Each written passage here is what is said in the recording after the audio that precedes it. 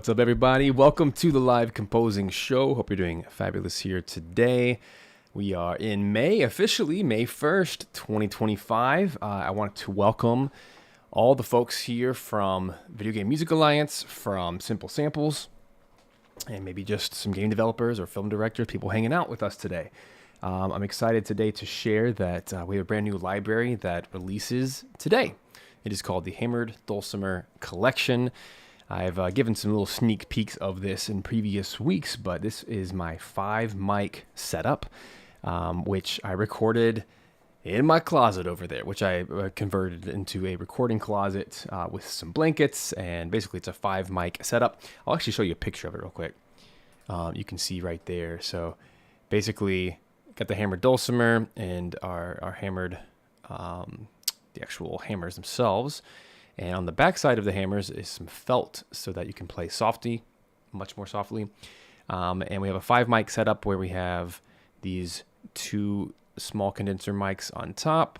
We have, which are the SE8s by SE Audio. And then on bottom here, we have the classic SM57s from Shure. And what that does is it captures all that good low end frequencies. And because they're dynamic mics, you can get them really, really close to the sound source.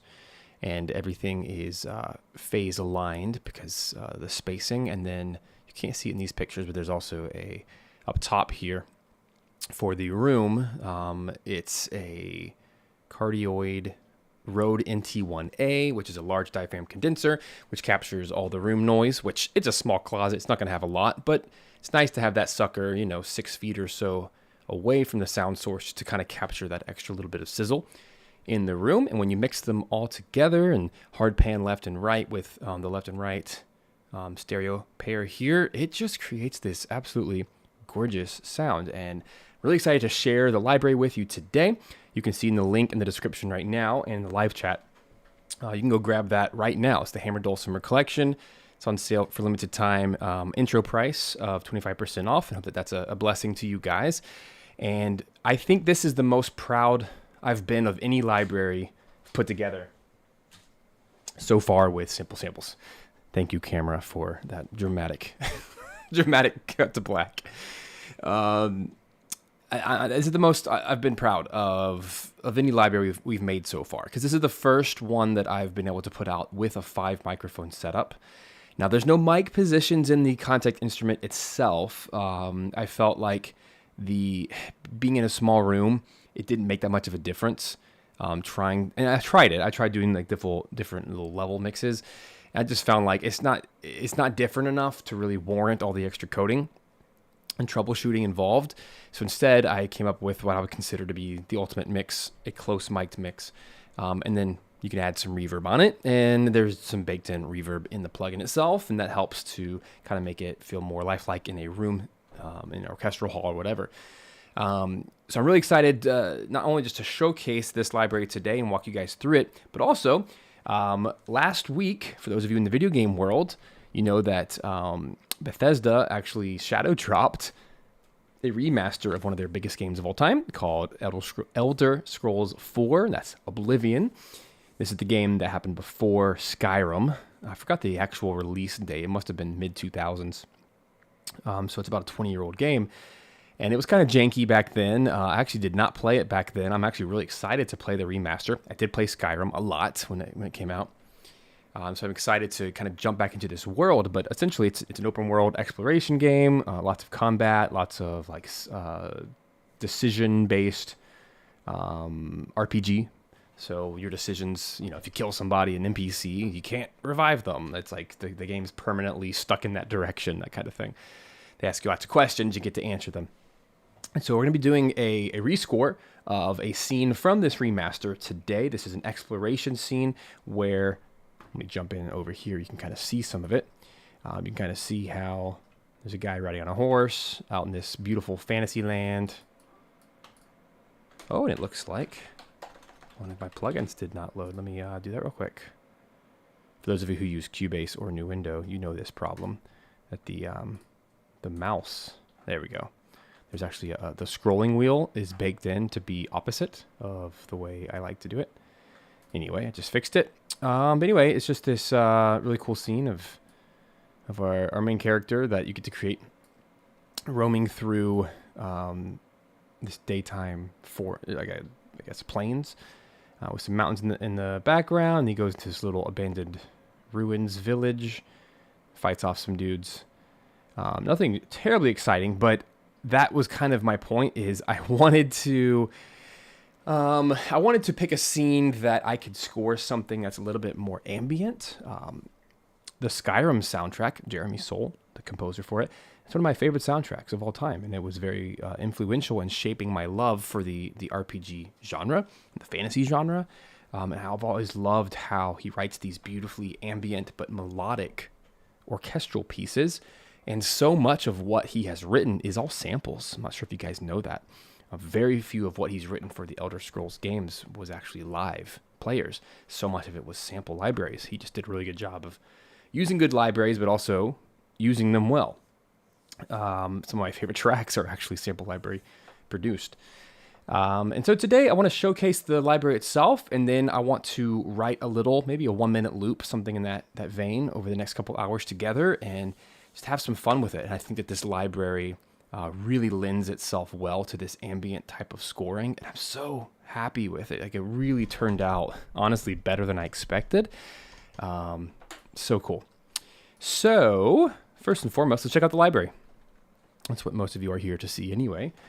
So this is the Hammered Dulcimer Collection. It's built in Context 7, and it is a series of 6 patches.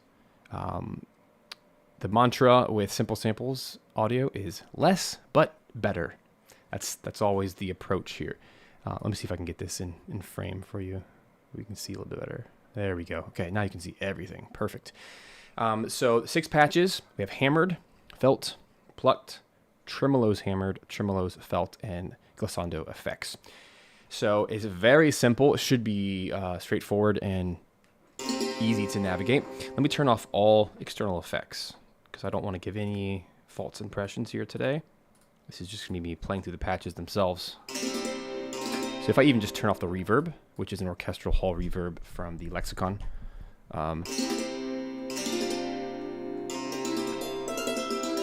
you can hear the 5-mic setup. And I think my favorite part about the 5-mic setup is you can hear the left versus right, but it's not like you can only hear the left or you can only hear the right. Because there's 5 mics, it creates this 3D image. So obviously on the left side, you're going to hear a little bit more of the lower end. And as you get more far to the right, it's going to slowly kind of pan its way.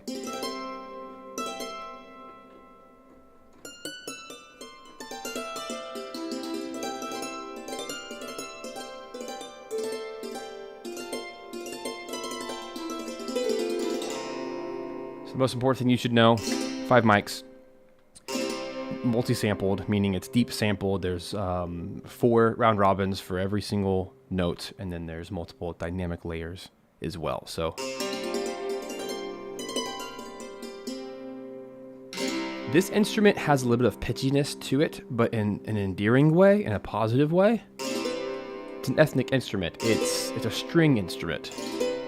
Now, I did go back and I fine-tuned every single pitch to make it relative to itself. So you can already hear, like, there's some slightly out of tune, but it is intentional. It's the character of the instrument.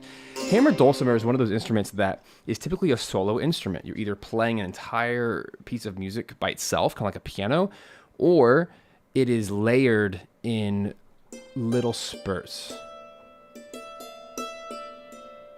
like little melodies, because you only have 2 hammers, 2 hands to play it with, so you can't do crazy. Some people can, but you're not going to go like, it's not going to sound realistic if you do crazy, wild, virtuosic things. So it really is most at home. You just do little melodic or arpeggios.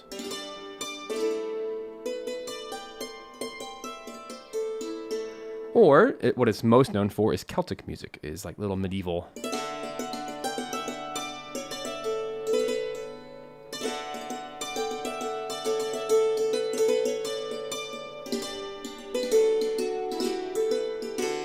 Now I have to play some Chrono Trigger.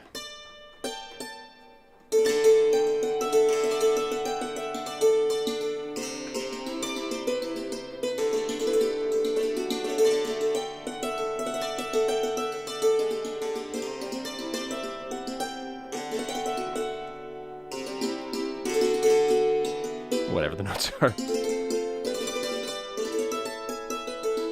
Yeah, I'm really happy with this.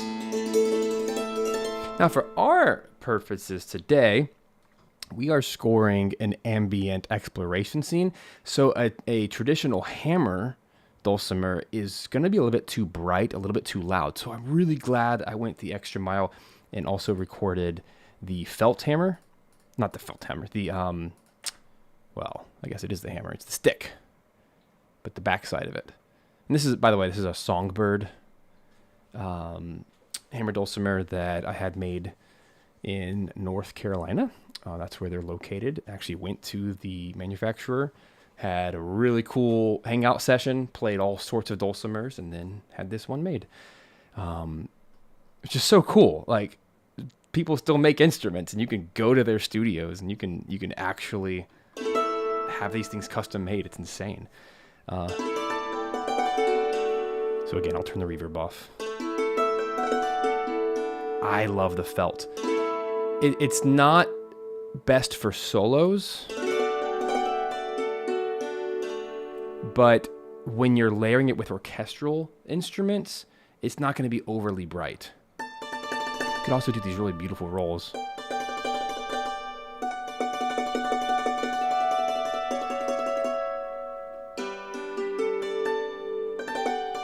Well, it's felt, so it's a lot softer.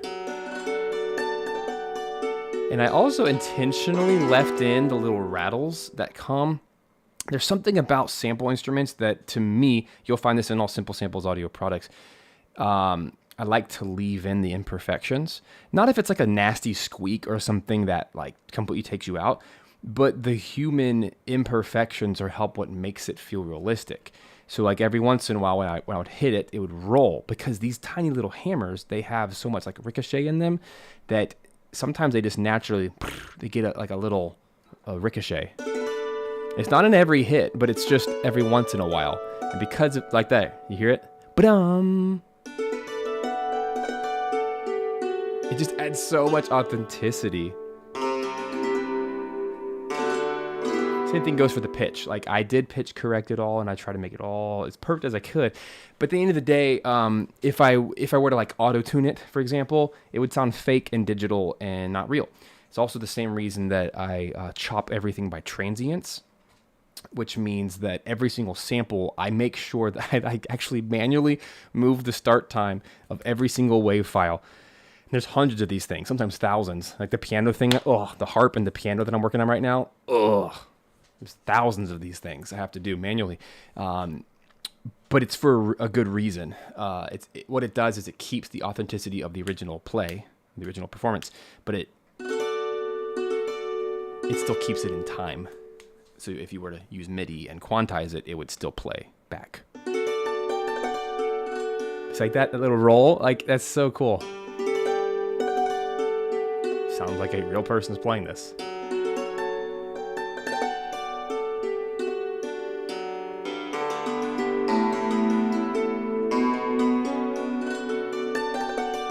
So I think we're gonna really lean into the felt today. Reverb helps. A little bit of hall. Also, it kind of adds to the stereo image because it was caught in a little closet. Chorus is just going to add kind of a superimposed stereo image. But sometimes it's nice. Sometimes it's what you want.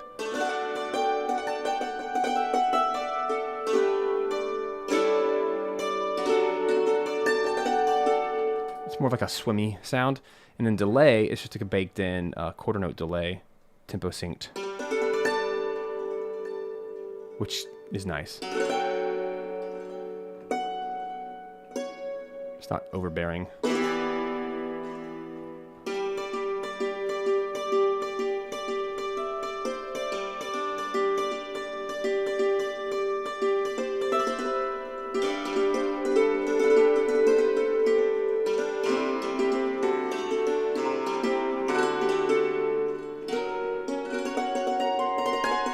So pretty.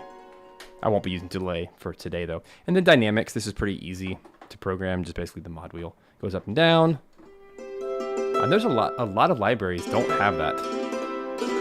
And it bothers me on anything sustained, because how often do you have to go in and manually create fade outs in your music?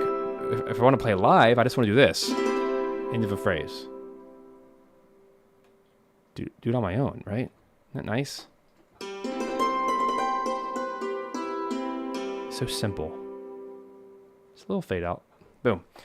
I told you it's simple. Then plucked. I've never seen another library do this. I question if it was even worth doing, but I'm really happy with the result. It's basically a harp at this point.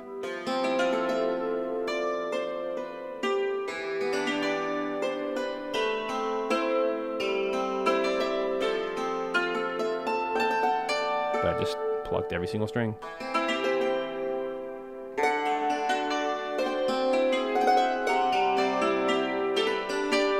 Almost sounds like a lute at this point. Okay, and tremolos, this is cool. I'm glad I took the time to do these, not just for the hammered, but for the felt as well. It's simple, but it's every pitch. And with the dynamics here with the mod wheel, you can fade them in and out, which is really nice. I would recommend doing these like this.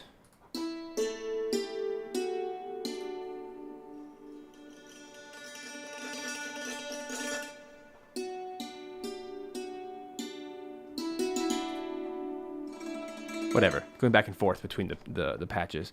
And then did the same thing with the felt. This might be nice today, just to have some kind of high-pitched.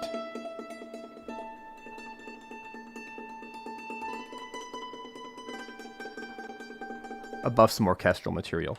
And then just for fun, a bunch of gliss effects. Nothing too insane, but because I actually do have a horror dulcimer library coming later this year, which goes all the way into this territory, multiple patches.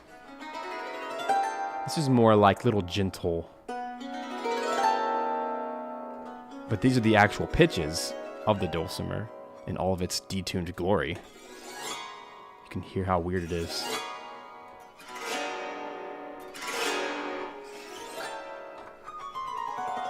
Just little effects.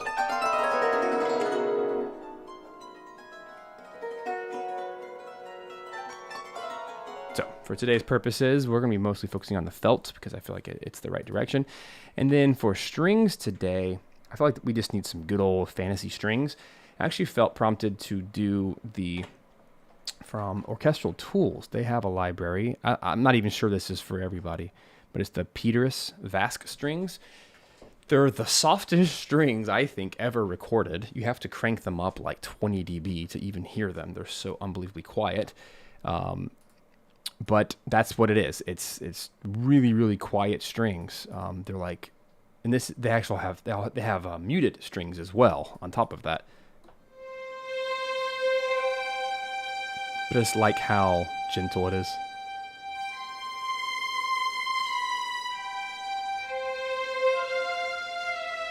Just felt perfect for this type of fantasy slow track. And then aside from that, I wasn't trying to, showcase other samples libraries, but in case you guys were not aware, I recently completely remade the hurdy-gurdy. In fact, these are brand new samples and recordings that have not been released before. I completely rebuilt it from the ground up to match the other libraries. So this is actually two different hurdy-gurdy players. This is Johannes Georgian Hellman, who is a in the hurdy-gurdy world, there's only a few players, so they all know each other and they're all famous. So this is Johannes, and he did all of the melody notes. I might be getting that backwards. One of them did the melody notes, and then the other one, Matthias Leubnier, he did the drones. I think I got them backwards. But they're two different hurdy-gurdies because in order to get this, you have to have two different types of gurdies. Especially these low notes, which is nice. So the whole idea here is you hold down one of the reds for your drone.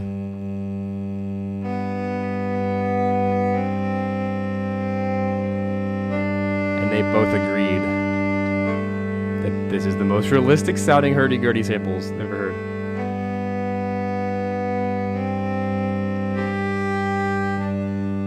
So pretty.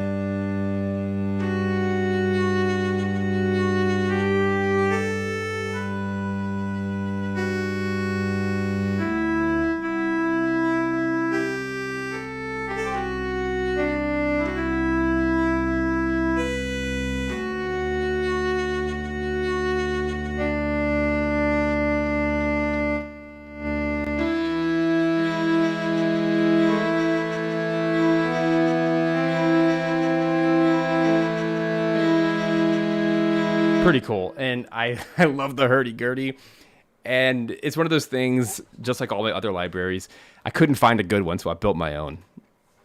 Whatever, that's just kind of my mantra these days. If you can't find a good library, build your own.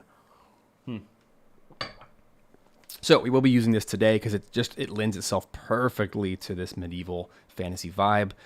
By the way, hurdy-gurdy, I think it's 29 bucks. It's so cheap. I try to sell these things as cheaply as possible for you guys. You can go grab that as well. And there's also a, in case you guys don't know, there's a bundling feature within the site itself that when you grab any library, it all of a sudden discounts all the other libraries too. So when you buy more, you get better savings. So anyway, so I split these up into a melody track and a drone track. This is an old trick I learned. Actually, Travis at Dark Dice, working on that soundtrack. I didn't know anything about hurdy-gurdy until Travis taught me.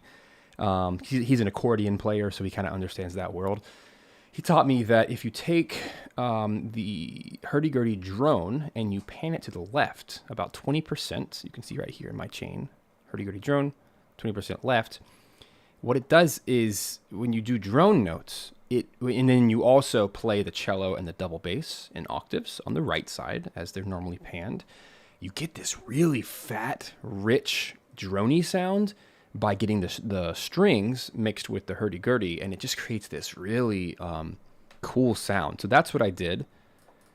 Same notes, just an octave apart, and here's what it sounds like.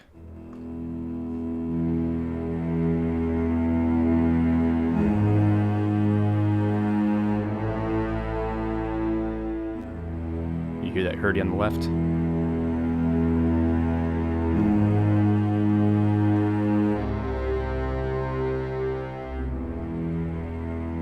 So simple, right?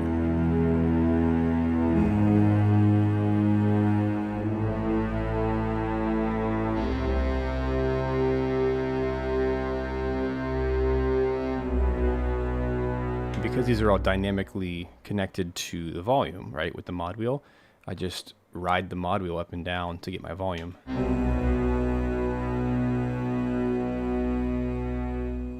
Yeah, like that. I think it's so cool. And then all I've done so far, as I was preparing for this stream, I took my felt. Let me turn my reverbs back on. I took them off when I was showcasing this stuff. Make sure everything's consistent today. And then over here in my mixer, I just threw everything into my bus, my reverb bus, Aether, which is this guy right here. This one, 2C Aether. It's my favorite orchestral reverb. Hall 2 is always my favorite. I put it on 100% wet mix, and then I can run individual instrument groups or individual instruments, in this case the Hammered Dulcimer, throw it into negative 10 dB, and it creates this really washy but clean sound.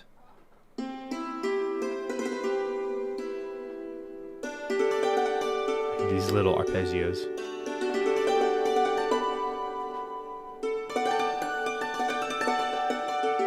Which I think will be really nice with the big swelly strings.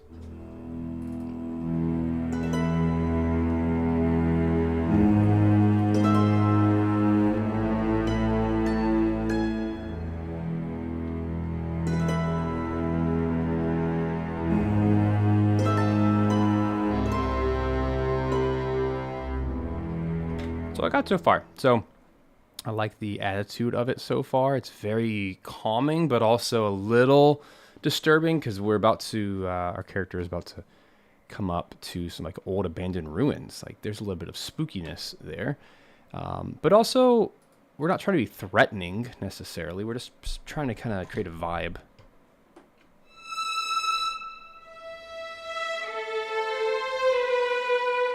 So what is that, an E minor?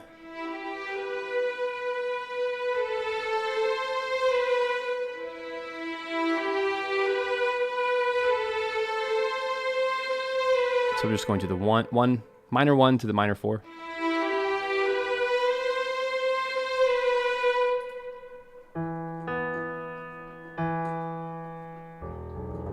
So we're going.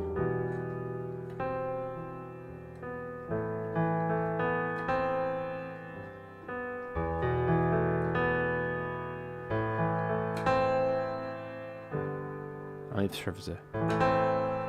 Just go back and forth. Minor 1. Minor 4. Effective, huh?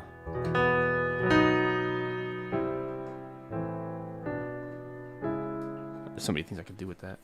So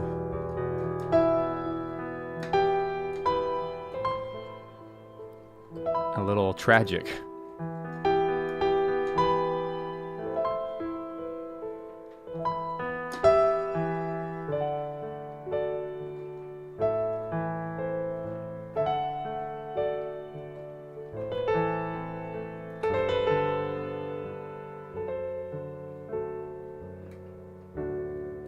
So,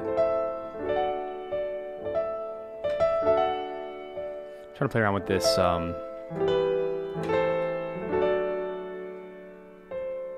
a very fantasy chord progression. So we're on a minor 1, which is E minor, and then we have a minor 4, and then if we do a major 4 of that 4, it's like a super dominant, I guess. So effectively we have an E minor, A minor, D major, A minor. Just kind of gives us these kind of washy, ambient orchestral vibes, which is nice.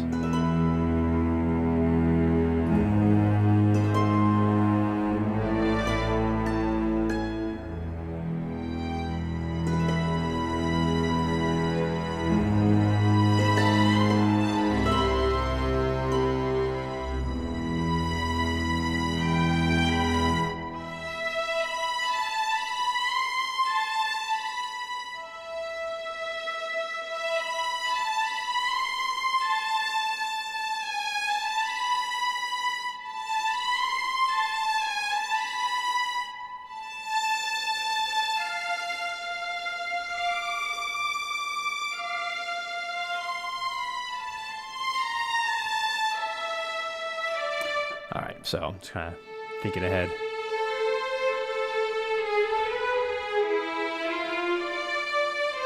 This is New Window.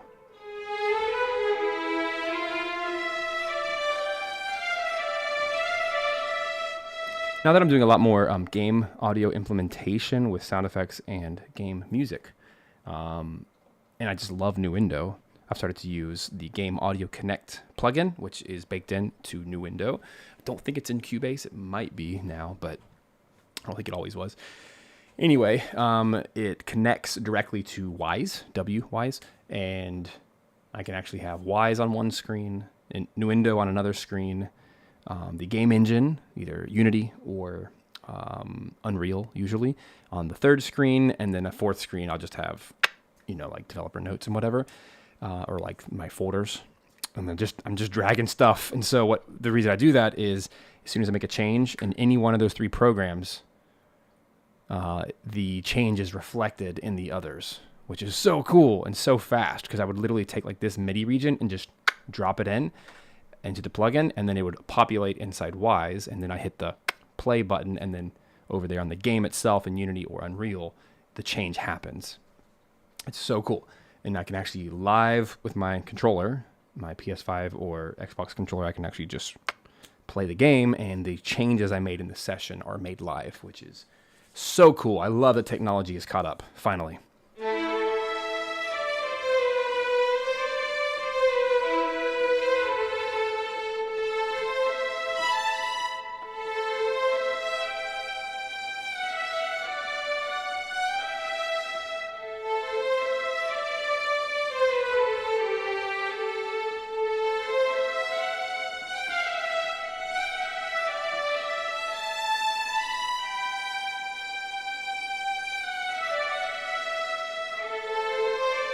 All right, gotta come up with something interesting here.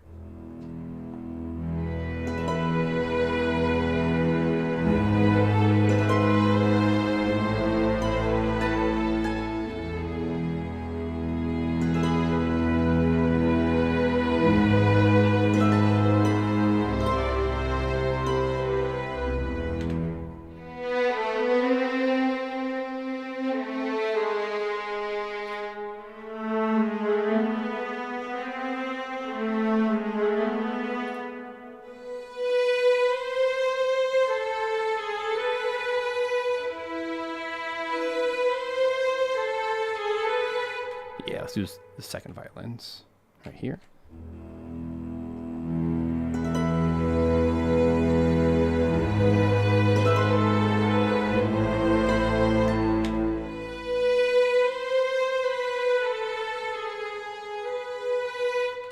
That dulcimer just doubles so nicely with the strings. I want to do a melody that...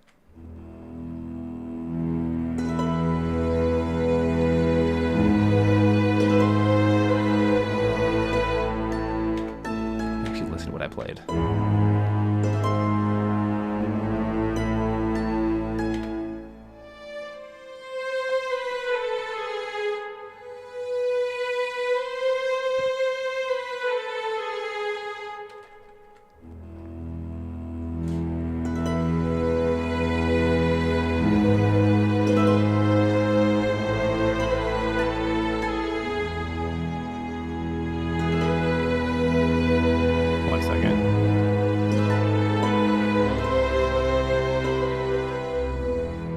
Nice.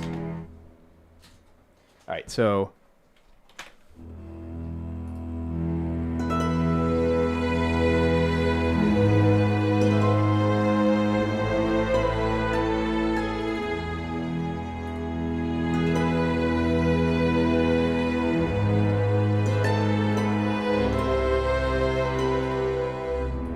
it's nice. Just gotta quantize this up a bit.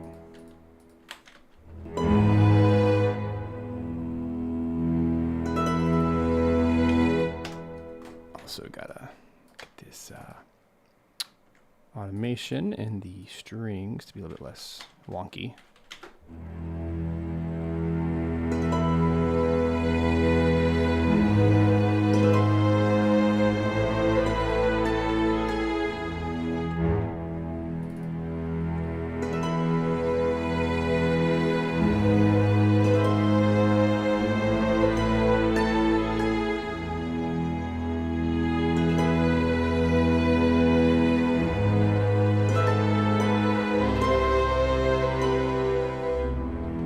Nice.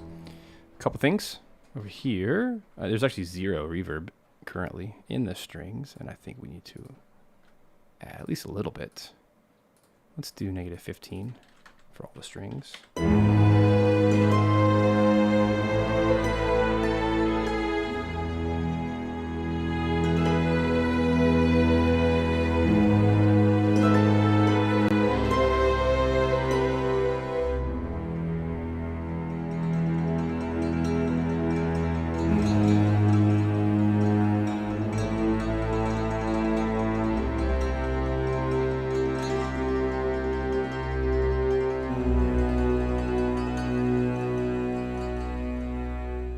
That's nice.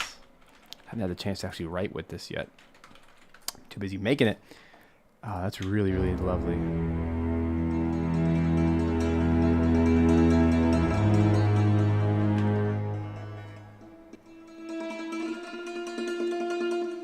Thinking of changing it.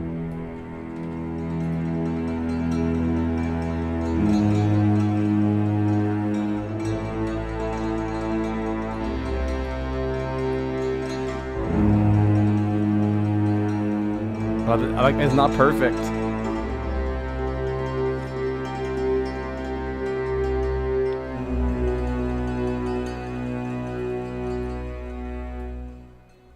Nice. Okay.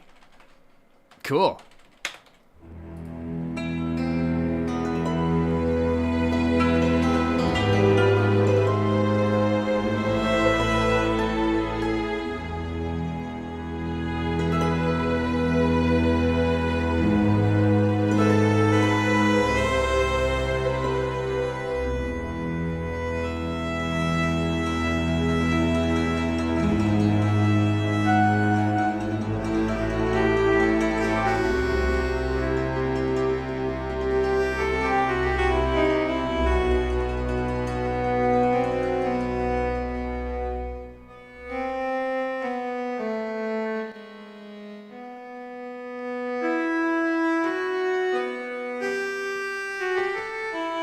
All right.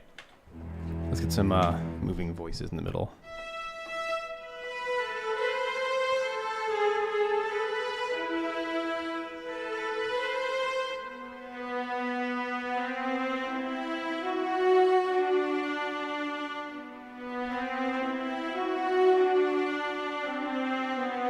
Something that moves in between the notes.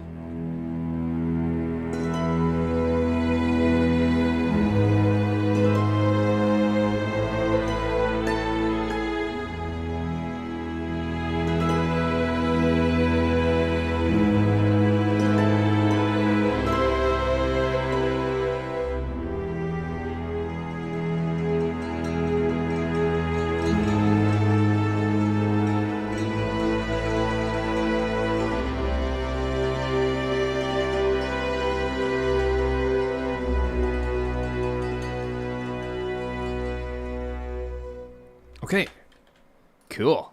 Classic viola, holding one note for a long time, but that actually is very lovely. Let's put that in right here.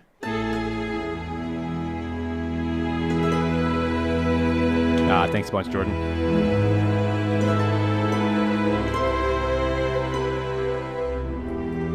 Get that on the major.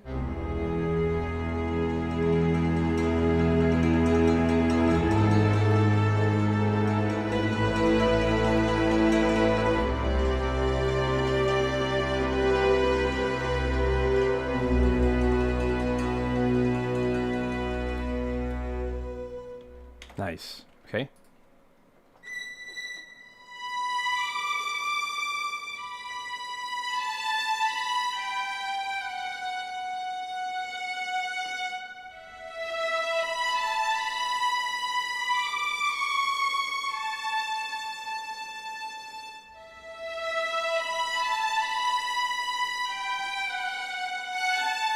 That's so in that realm, right? Here we go.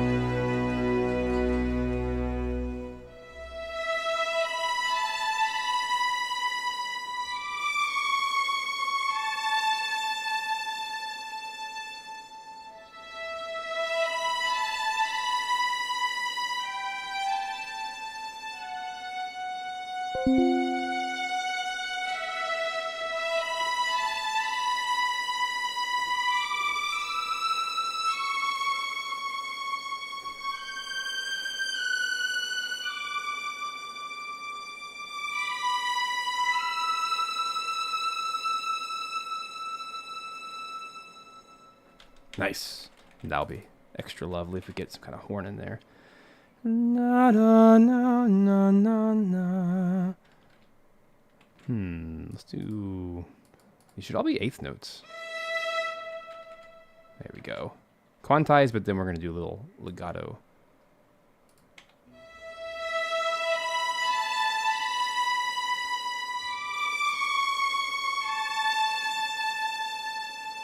That mod wheel is everything.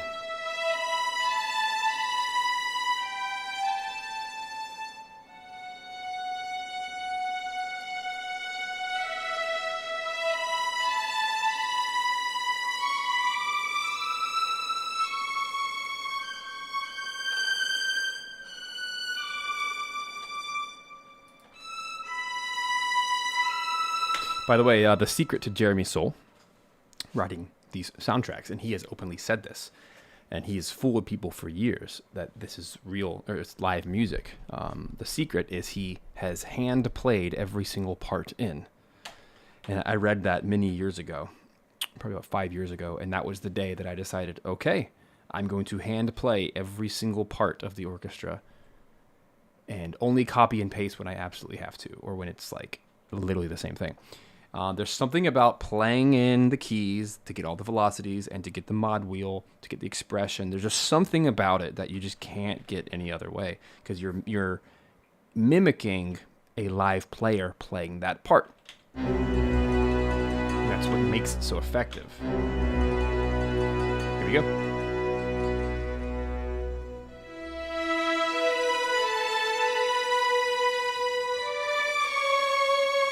Second violin.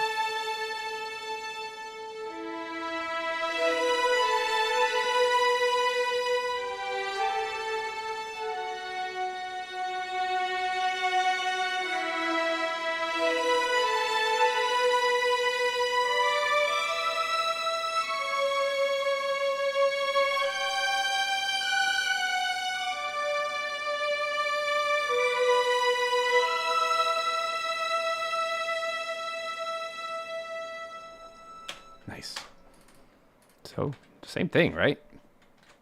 But not the same thing, because I played the mod wheel differently. And so it's the combo of the two.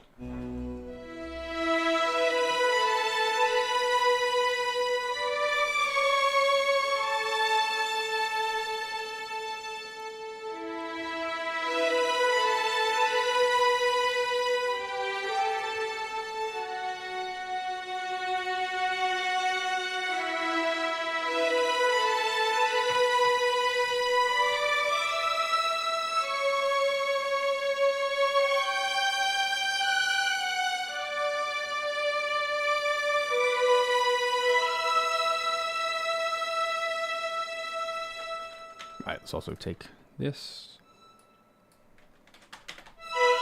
I'm gonna get some kind of base information here.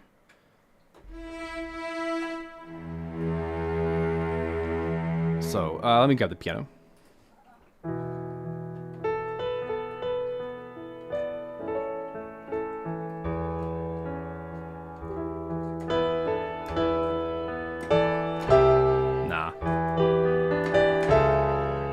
Yeah.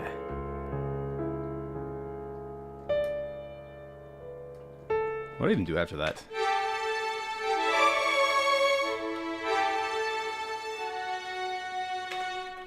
So I'm going.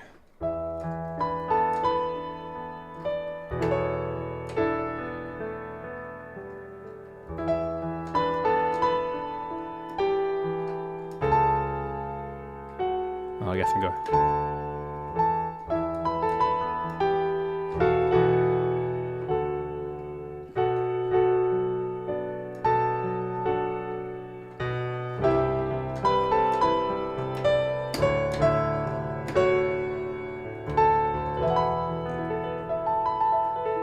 So fantasy music uses a lot of 2 chords, like an A2. It's more ambiguous than just E major. In this, sorry, an E2. E, jeez. I guess you can call it either one. It's either an A2 chord or an E sus4. It's the same notes. Anyway, I can already tell that I'm going to need some negative 50 is a good starting point for the delay compensation. So I'm just going to type in minus 50 over here for track delay in milliseconds to keep these more in time.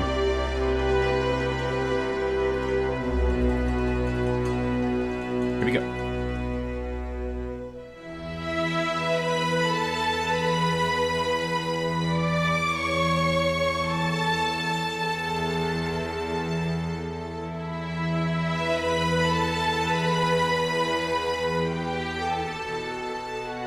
Nah, that's too basic. I'm probably gonna do like yum bum bum bum bum bum bum bum.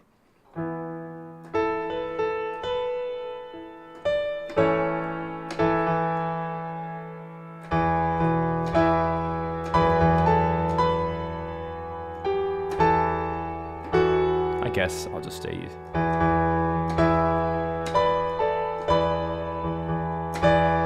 This is I have to move.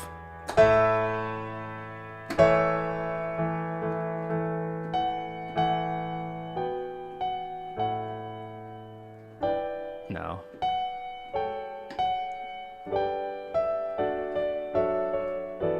There's something like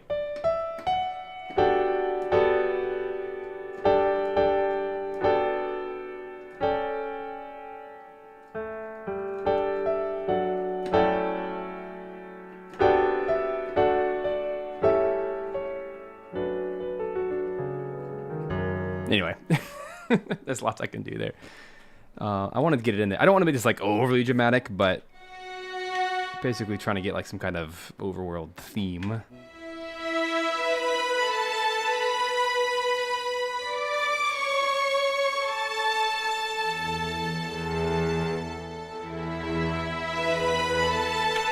Let's go ahead and grab some of that. I don't know if this library even has pizzicato in it. It might.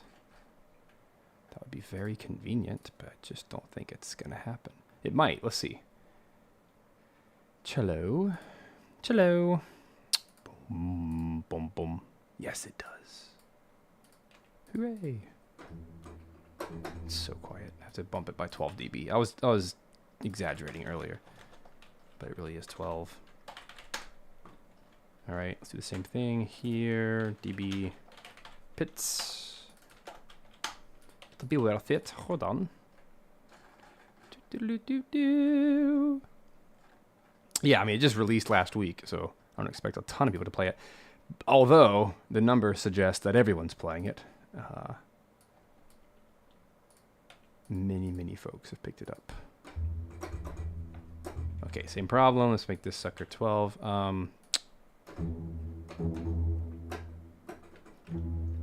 There we go.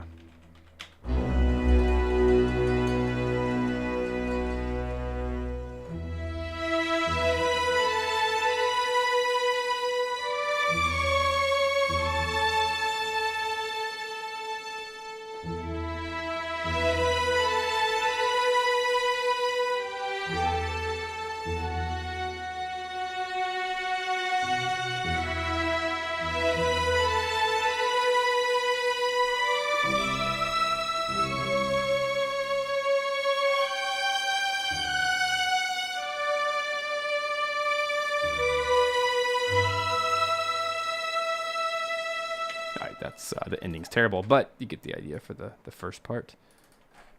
Boom. Oh, these should be 16ths. Boom, bum, bum, bum, bum, bum.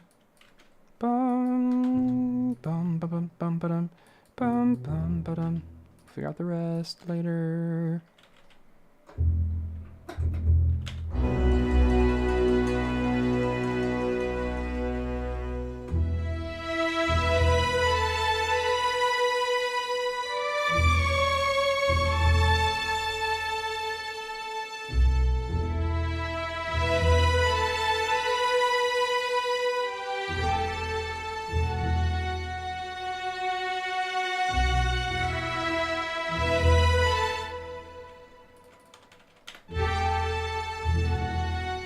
Here we go.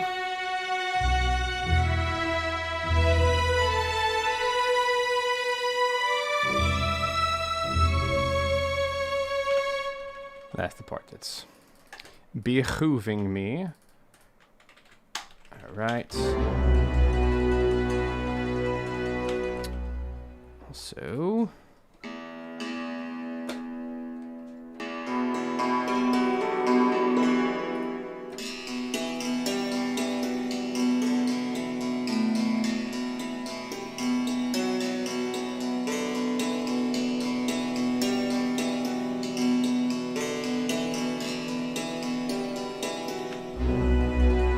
Why not?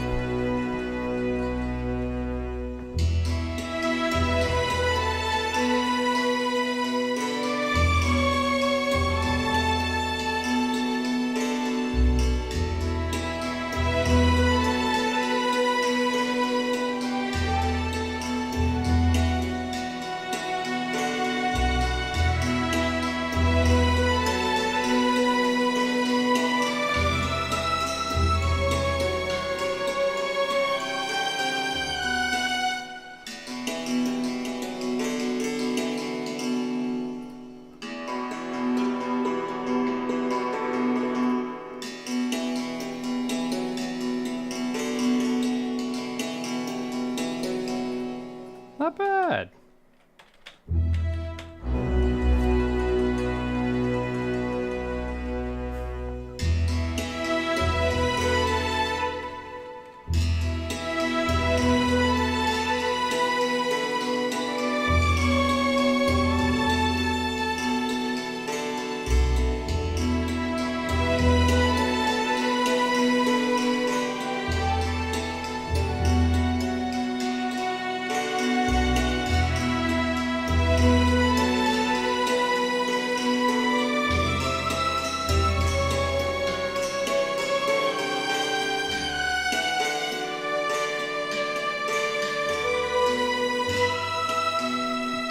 Falls apart, but I love this little ostinato.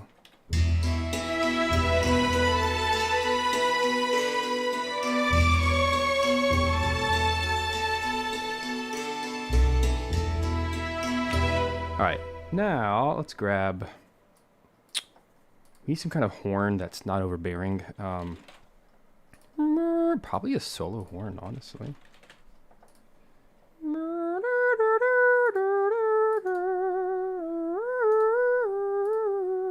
So let's go over to our friends at 8Dio. I know just the thing from New Century Ensemble Brass.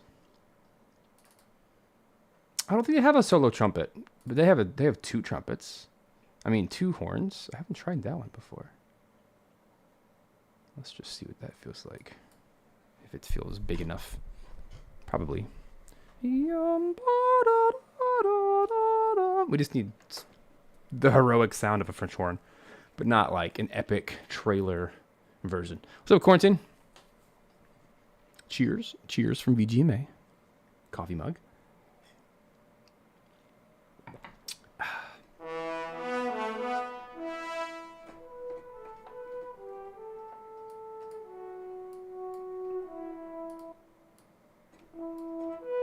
That is so quiet. But perfect.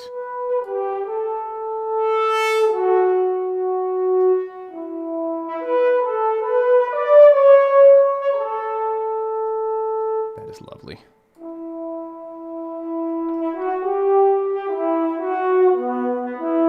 I actually like that better than a single horn.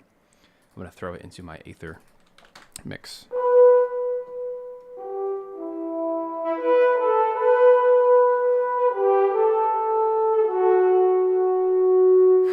That's so nice. Okay. So it's actually horns. Legato 2. I'll put it right there.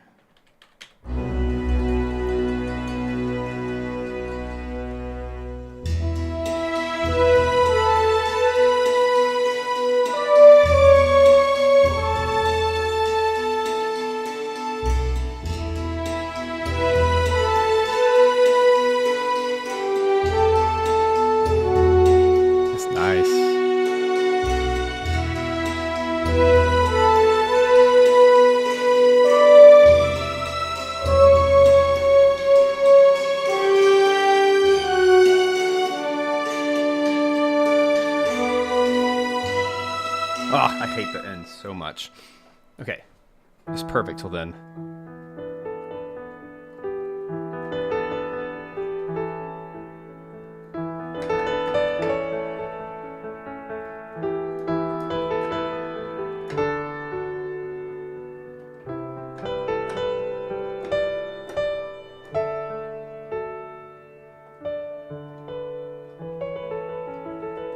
Oh, I gotta change this a little bit.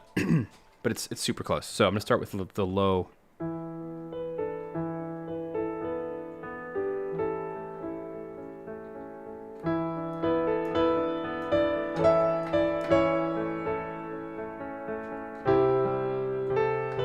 Yeah, the remaster is 50.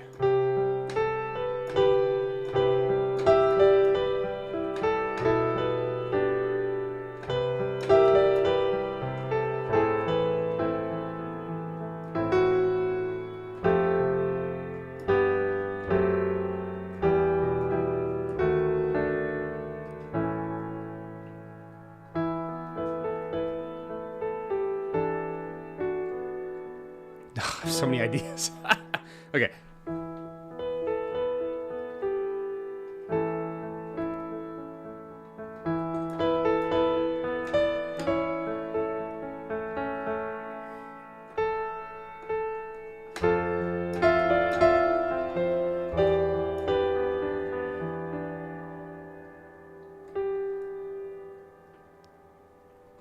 No.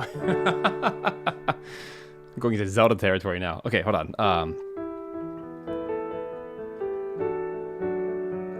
That's so nice to do the E over the D. I'm sorry, the D over E. Yeah.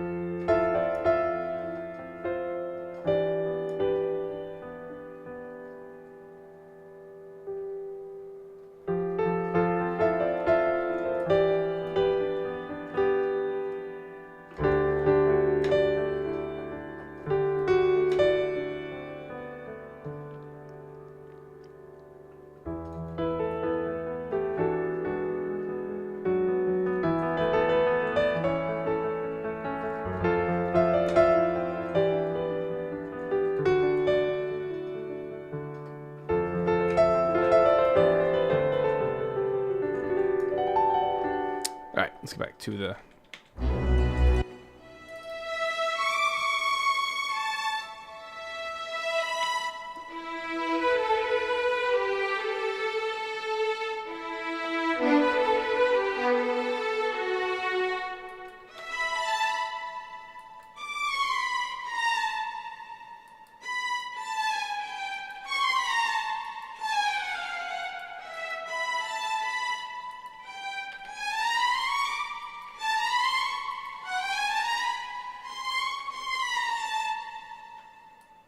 Then...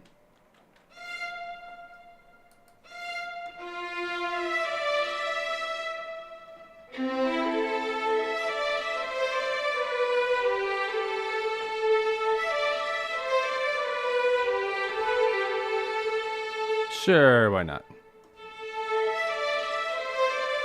Just gonna change it up completely.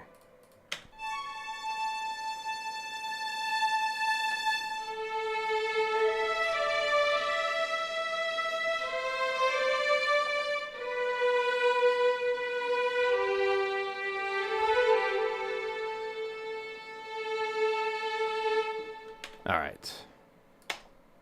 This is just what happens when you write music. Sometimes you're like, I got a better idea.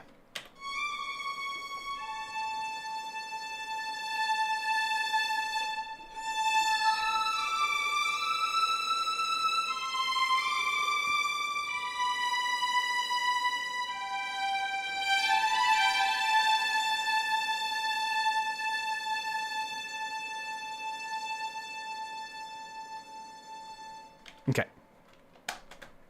There it is. Dum ba da ba dum. Little Joe Hisaishi.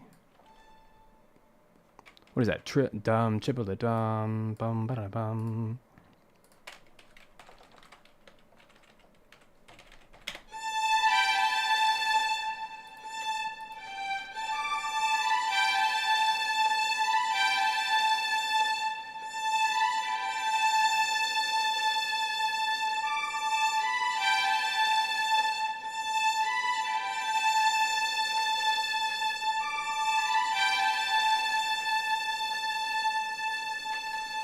All right.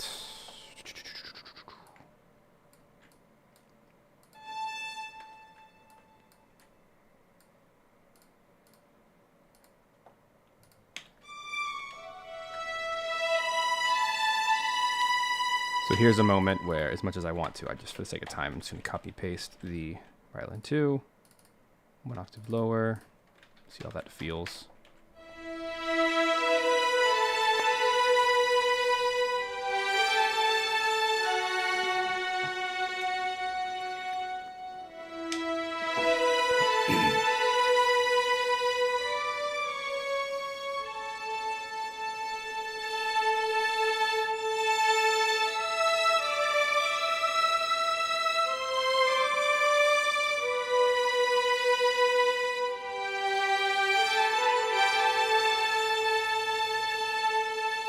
Boom, boom, boom. Okay.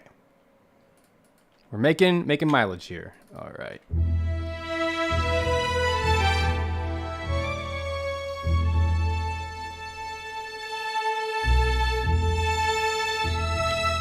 All right, so from here...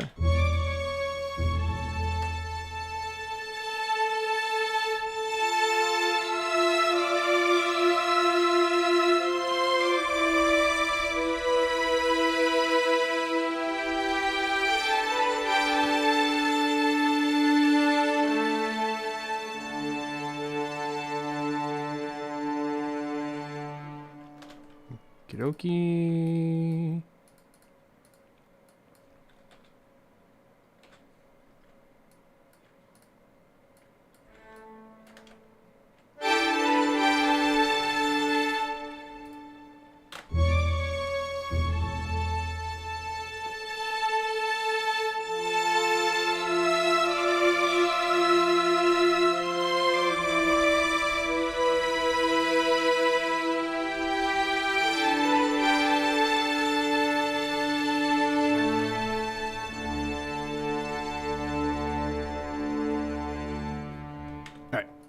This, I'm going to take an octave lower.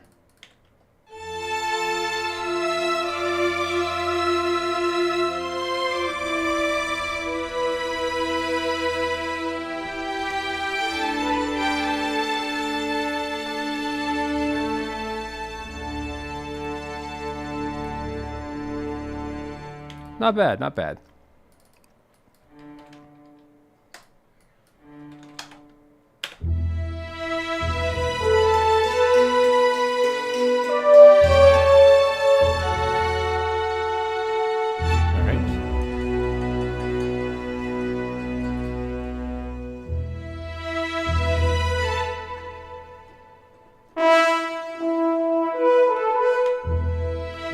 Get those horns in.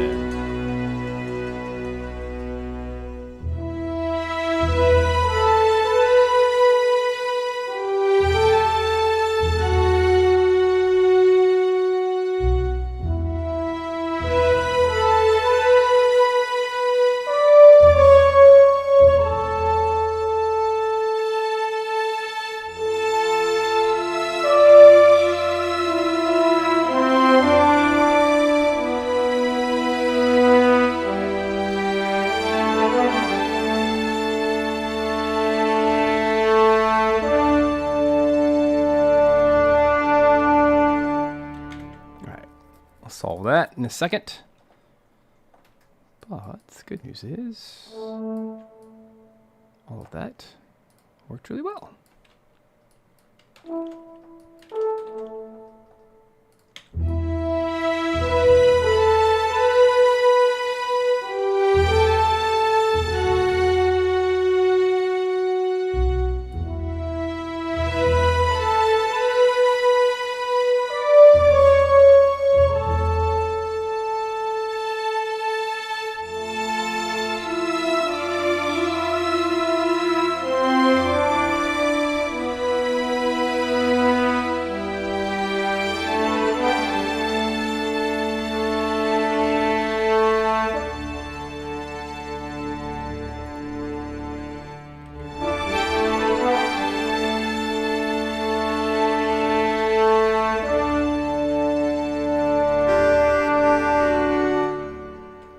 Let's get the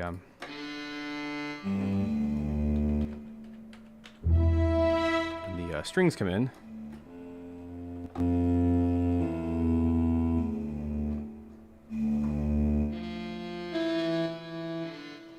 I'll double the double bass. Get that left panning.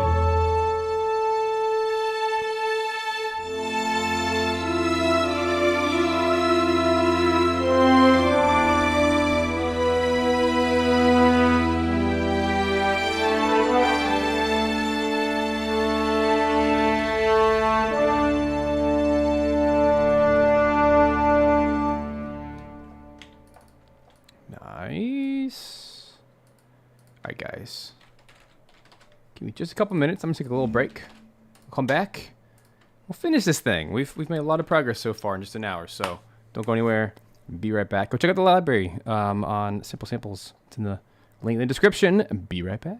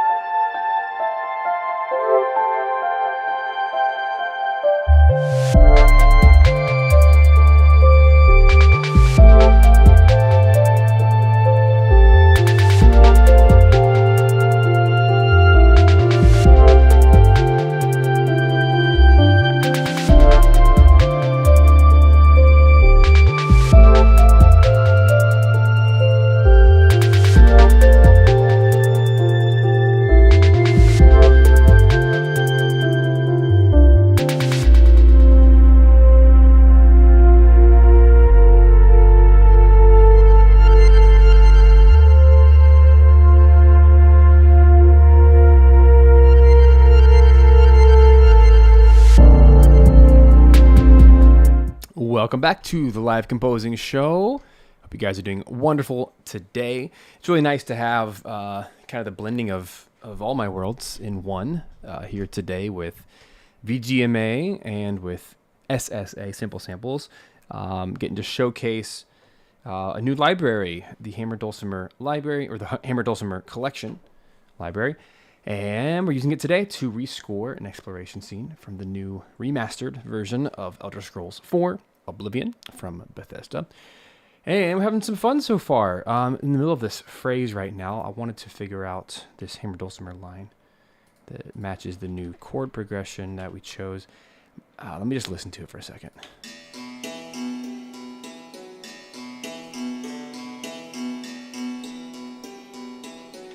So...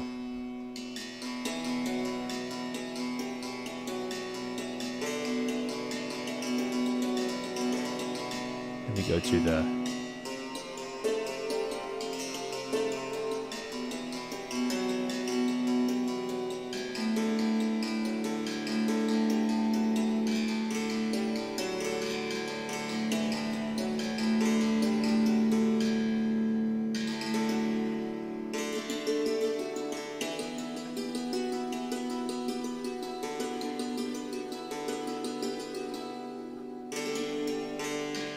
might save that.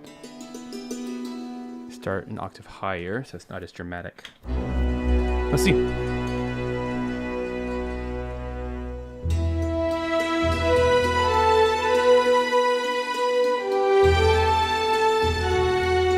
That's cool.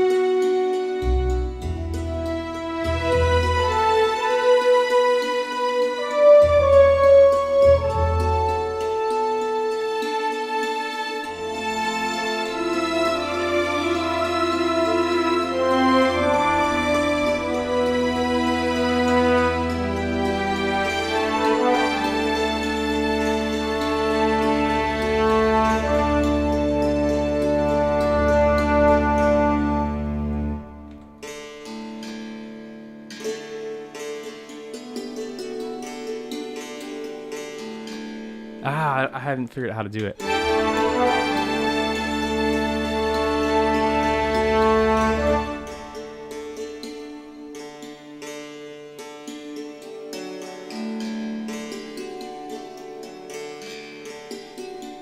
I'll do it there. It's pretty cool.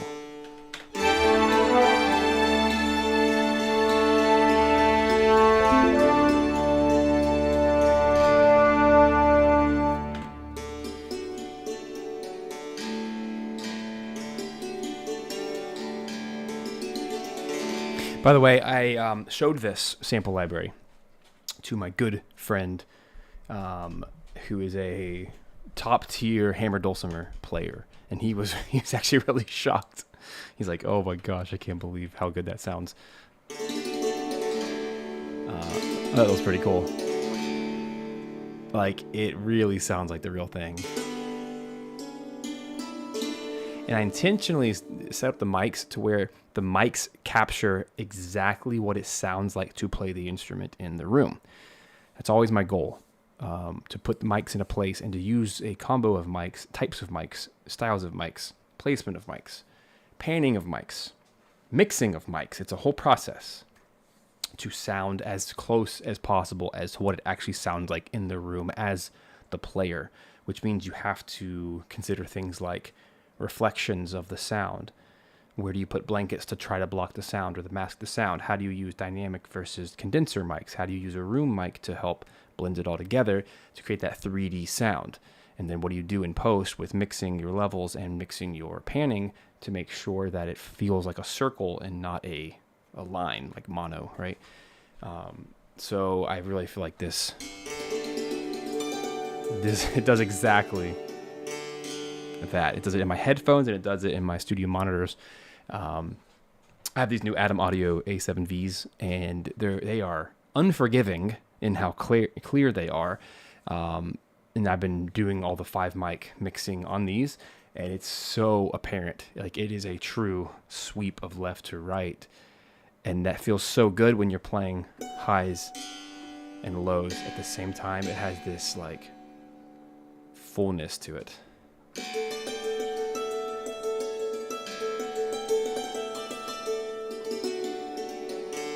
and the keys are as responsive as your speed of playing them.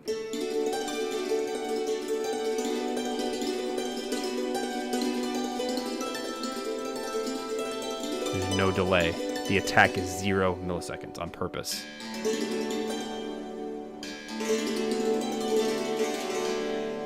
Anyway. I like the percussive nature of the Hammered Dulcimer.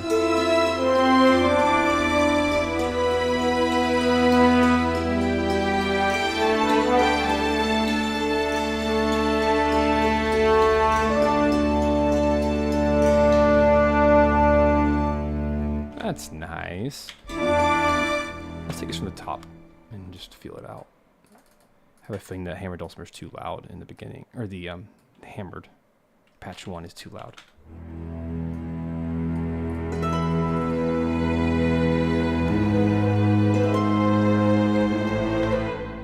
I just realized what that sounds like. That sounds like Dark Souls.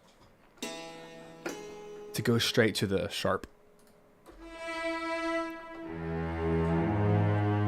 Go straight to that inversion. Oh man, Firelink Shrine.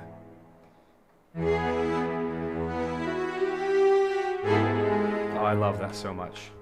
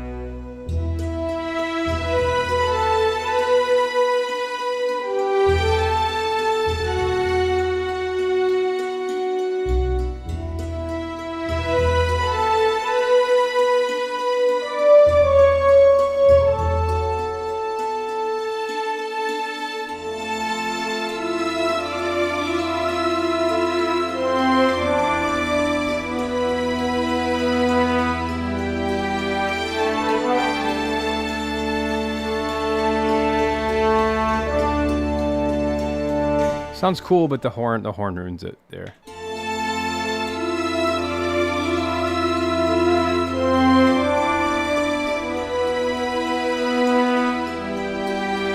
Here we just need to do chords. So this was not chordal, so we're just going to do a chordal patch now. And then no, oh, I have to match these levels. Hold up. This was at 9.5.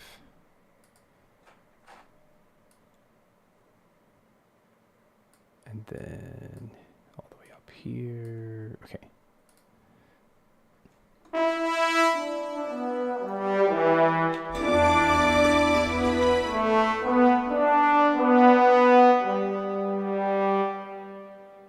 What chord is this?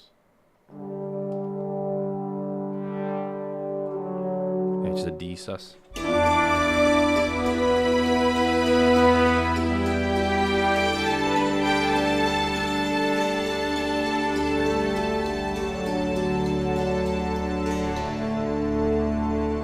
Yeah, that's so pretty. Is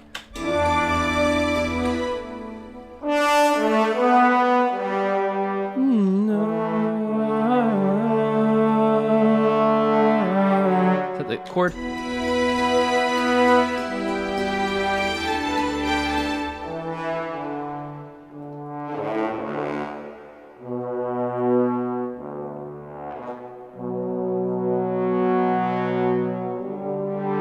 That should be a B minor. That'd be so much more interesting. Here. Don't you think? For the 3 people listening? Just kidding. Just that'd be more interesting to subvert expectations. Yeah.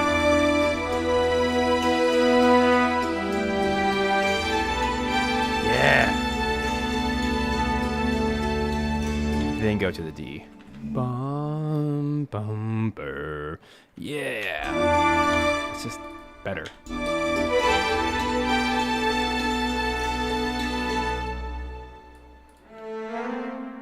No. 1, 2. What are we counting in? Eighth notes. 1, 2, 3. Eighth notes instead of quarter notes. A. 2, 3, 4. Just yeah. If in your head you know where the notes is going, you might be doing it wrong. Like, play with the expectation just a little bit. Erhu would always be interesting, but then I would take away from the dulcimer and the hurdy-gurdy, so no. Thanks for the suggestion, though. You can add to the suggestion box over there in the corner in the trash can.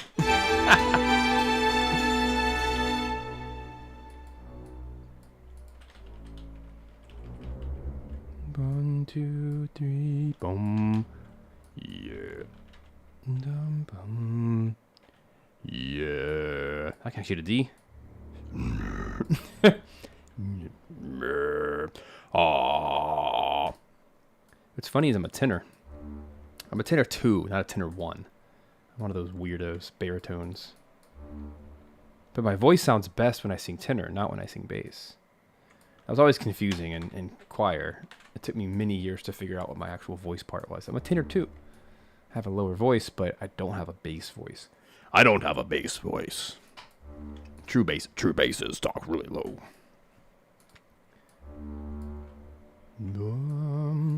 Yum. I can hit the notes, but it doesn't mean they sound good. Yum. Burn. Wow. Number.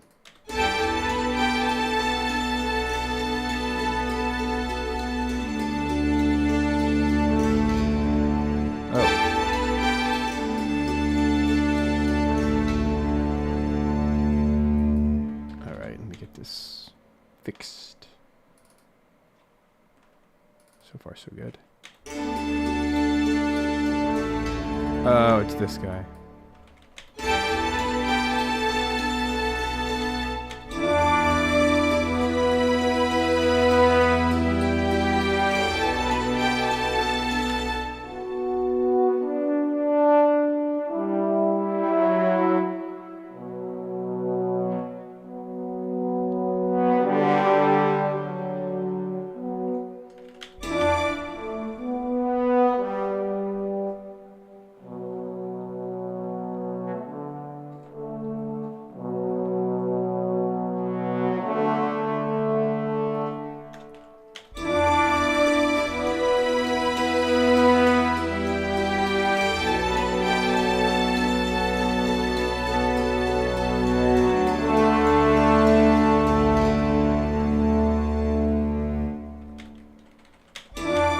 Tenor 2, oh yeah. Matt, are you a tenor 2? That's funny, because you have a higher voice than me. I would think you'd be like a tenor 1, really high. But...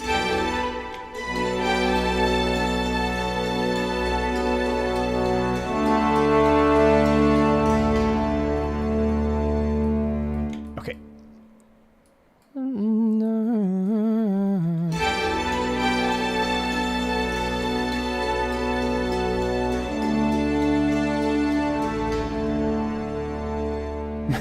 One day it'll happen. All right.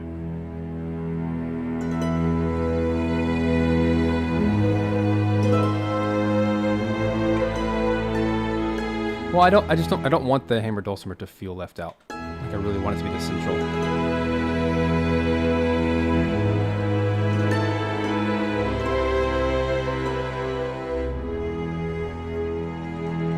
Actually, I want the first, seconds, and thirds. Violas, basically the third violin. I would like them over here to turn down just a little bit.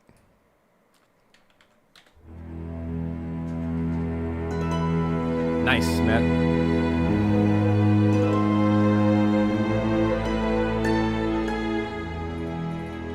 Why does it do that?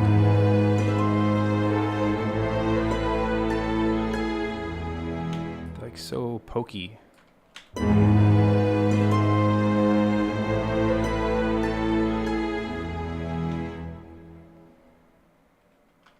Might just be the timing of this.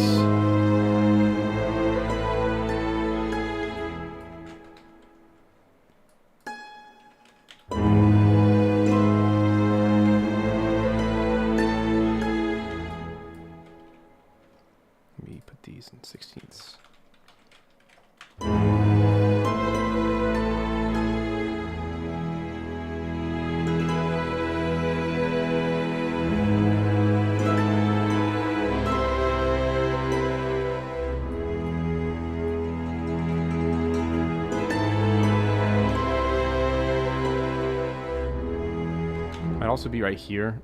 The strings might just be too loud.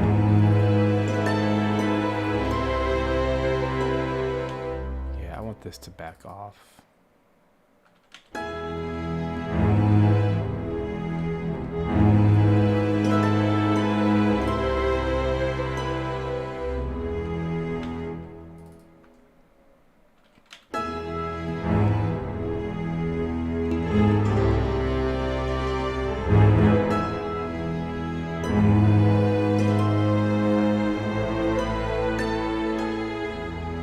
That's better.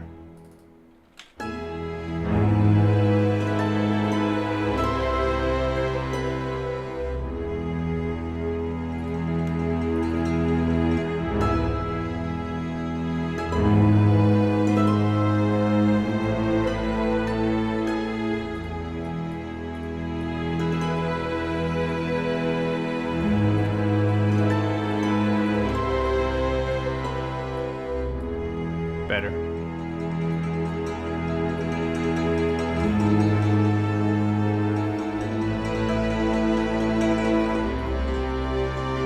I feel like this needs a harmony note. No. Oops.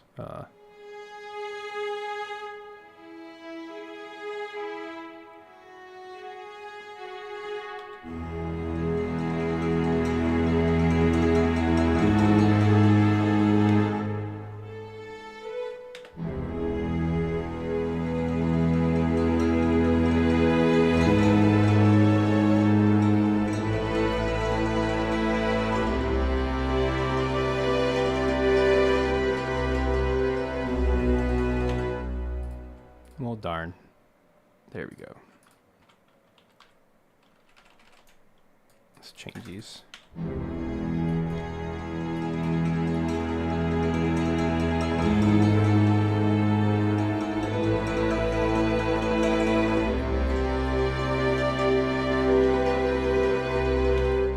So I want that harmony to be below it.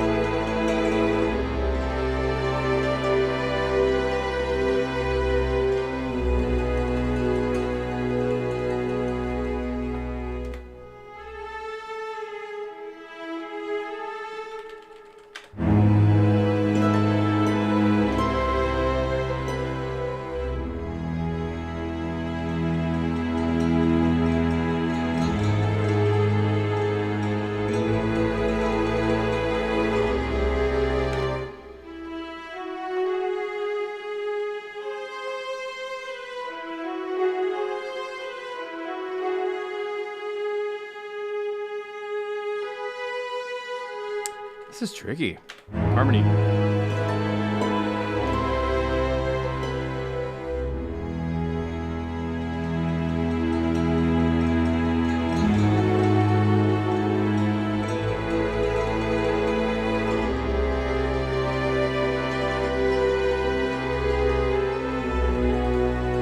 Nah.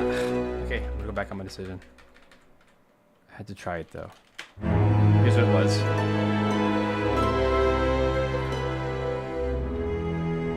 It's barren, but I like it.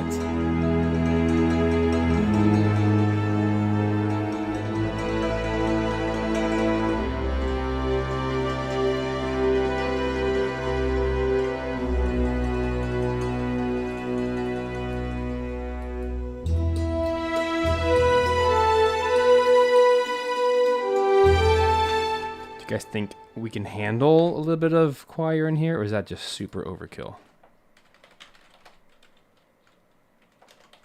I'm thinking like some something very soft from Freya. Especially if we get the. Let me see what this patch does. I forgot. I think I have to do the legato. Yeah, I chose the wrong one. Hold up. I don't want that patch. I would rather have sopranos, legato. That's the one.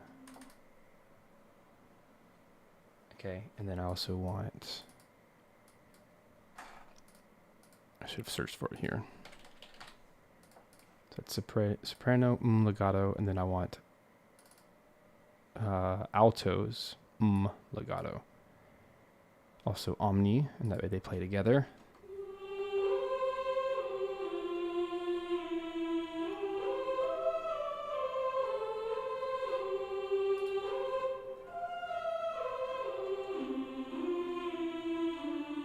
Alright, so we're going to bump these up. 5.9.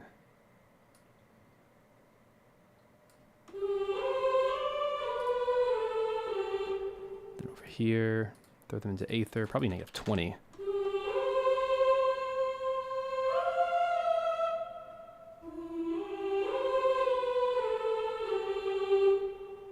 That'll be pretty. So here we are.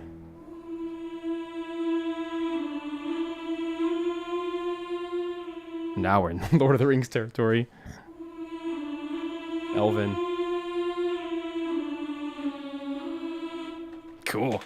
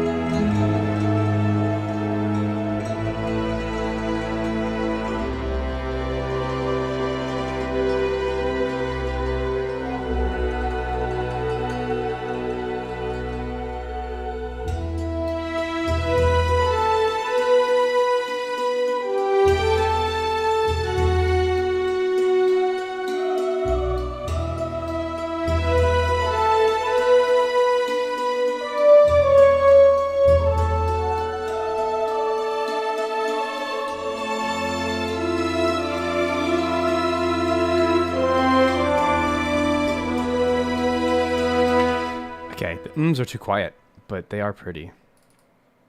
It's too quiet. It's not the tone I want. So, Performance Samples Marshland Choir. That's supposed to come out soon. Sounds amazing. I'm looking forward. I've not heard of that one. Maybe you can do a review for us. Bah, where is my stuff? There. Freya. Let me try this again. I just go with classic Oz. Just turn them down, I guess. Sometimes they're too loud. But tonally, it should work.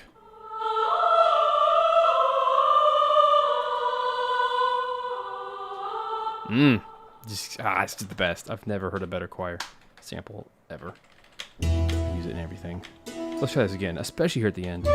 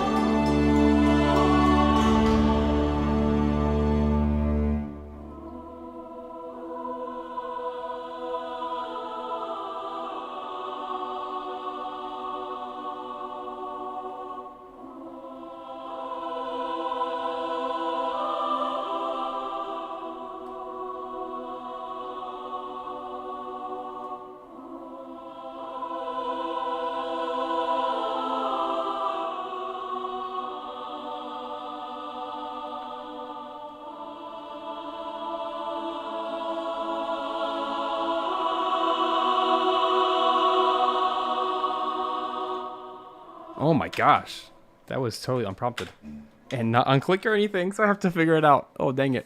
I'm glad I captured it because that actually leads perfectly back to E minor. Dang.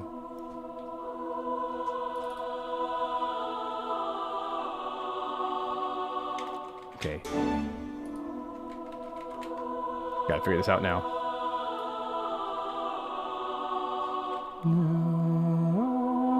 That's kind of freaky.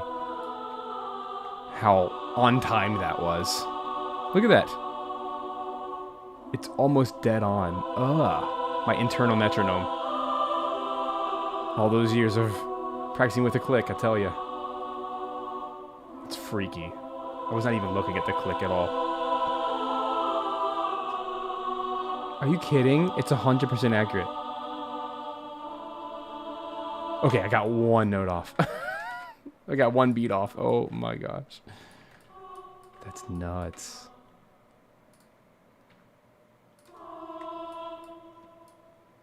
Amazing.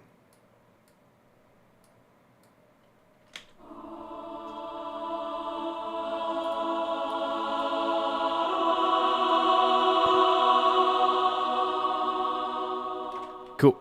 So just for the sake of clarity here, I'm going to call this A. I like to have 3 sections when I can, even if they're short. Just kind of gives us different moods.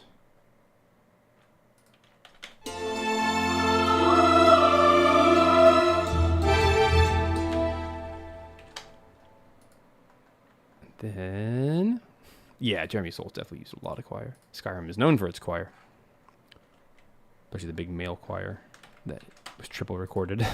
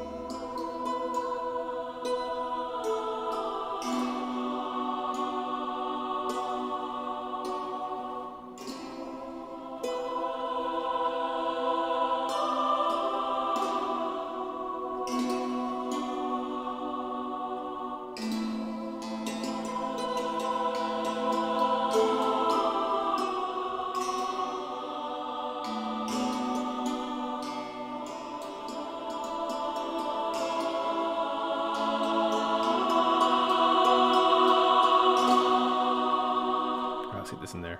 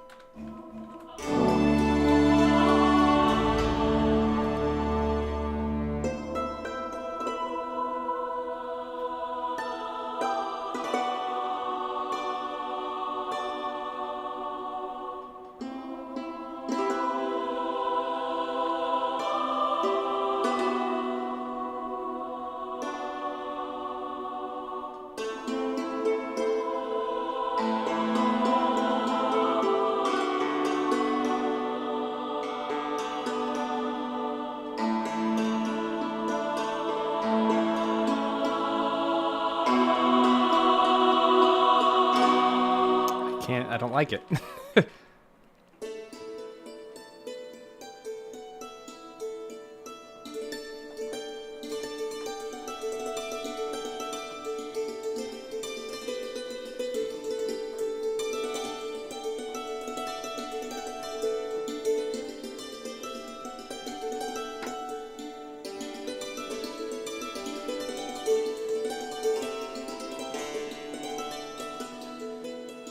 Okay. Reset.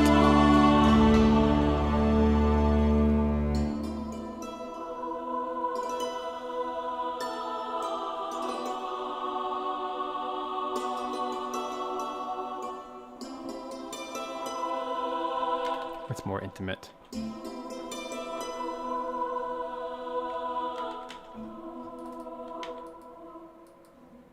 Oh, must be a C. No wonder it's messed up.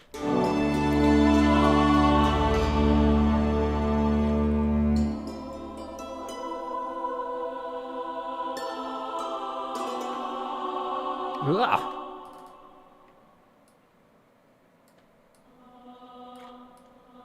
Explains a lot. Okay.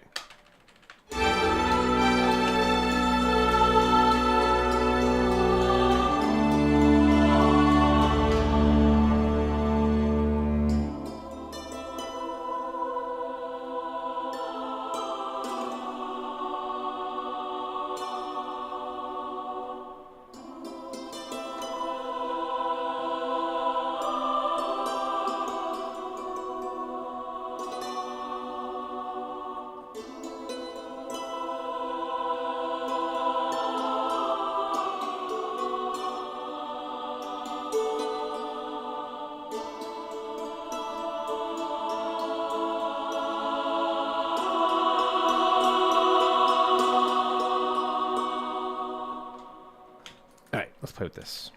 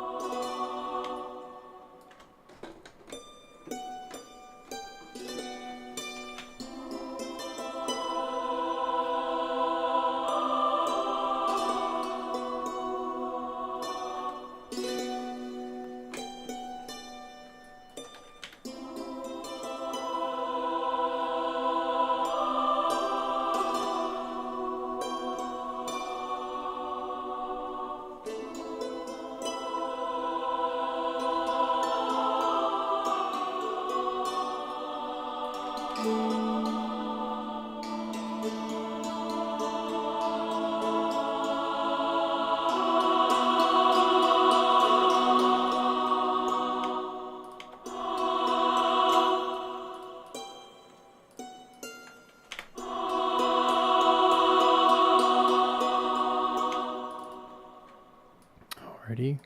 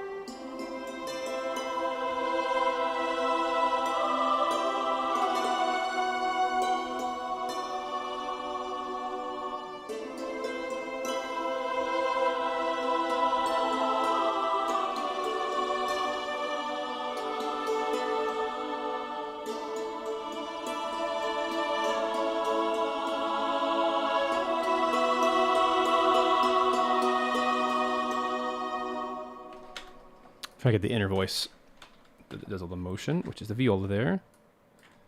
Sounds lovely. Now let's get the other instruments here. So let's get the cello next. Here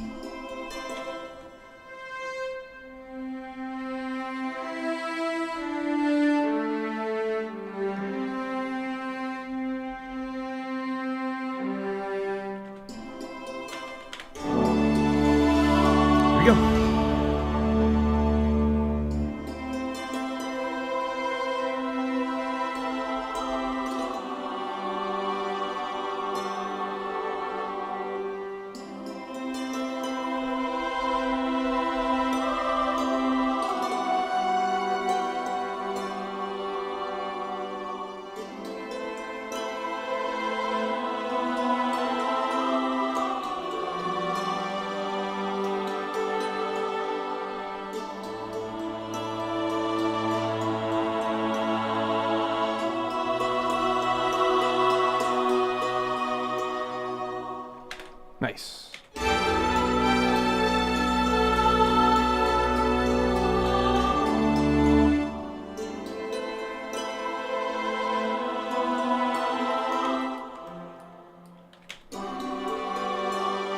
What's up, Mello?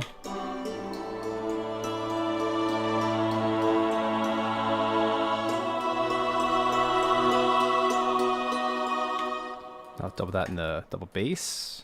Down low.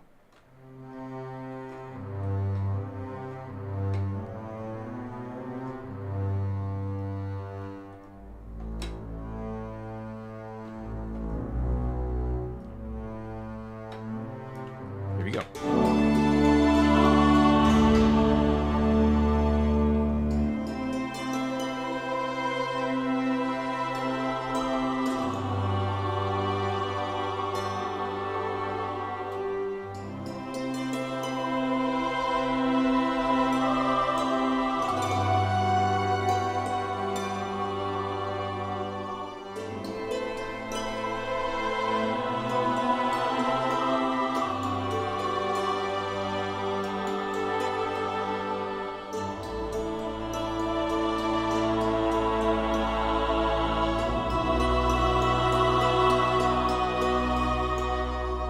That leads us perfectly back to the E minor.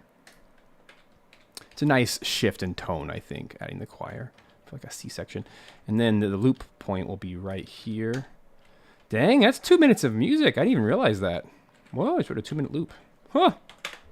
And back to the beginning, which is an E minor. That's a really good tone shift. But it really throws you off because it goes straight to that E minor to the G sharp. It's actually E major. Weird. And the viola. Stagnant. And then it goes up. Dulcimer comes in. It's a cool track.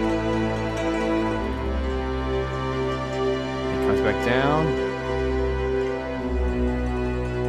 Tone shift to the horns.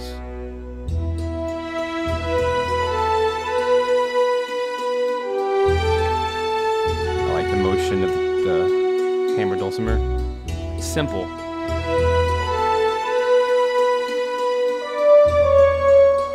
Actually a little bit loud.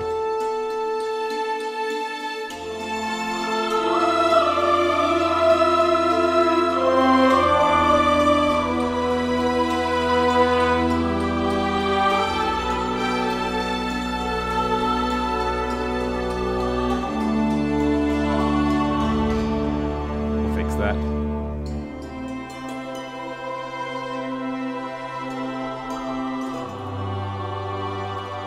I'm gonna just save the choir for that. It's more special.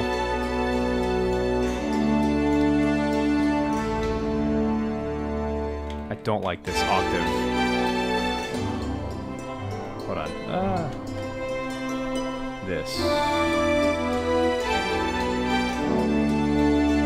Just gonna do octave without the in between.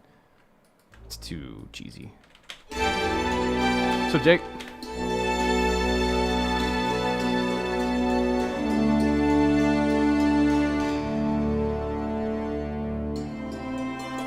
I might just I don't love it.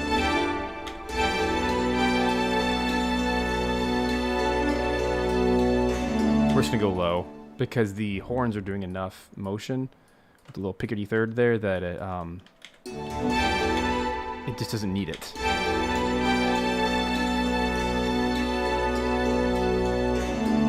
There it is.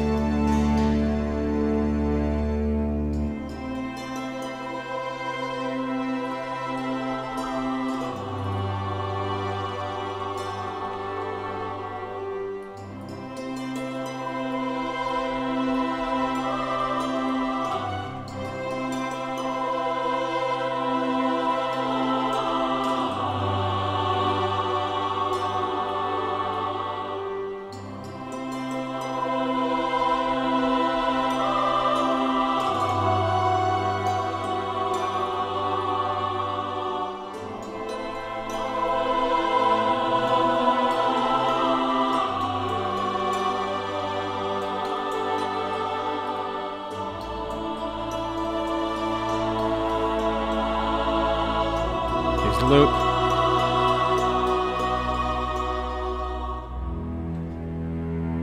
It's a good loop.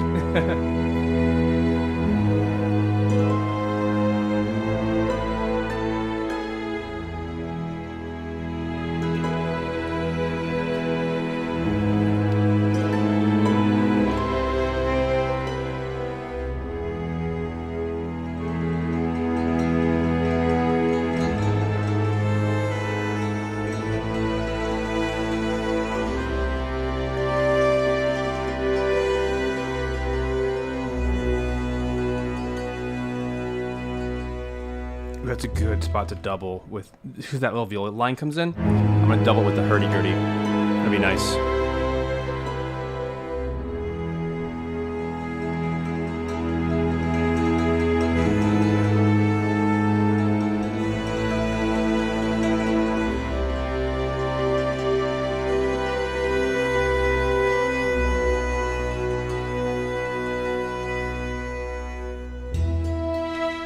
Sounds great. It's just way too loud. That's all that is. Yeah, it's a good tone. It's so mellow. Where are my notes?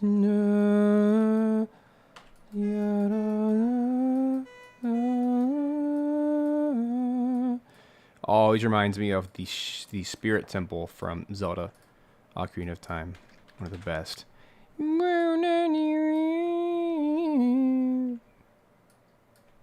This gives me such amazing vibes, right?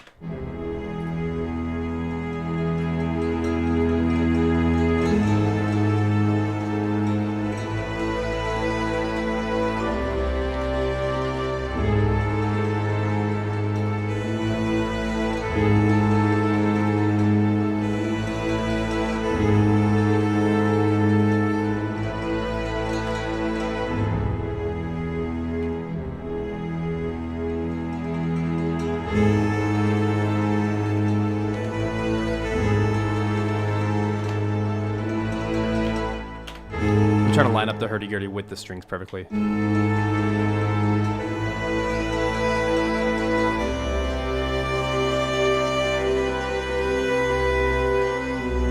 That's nice.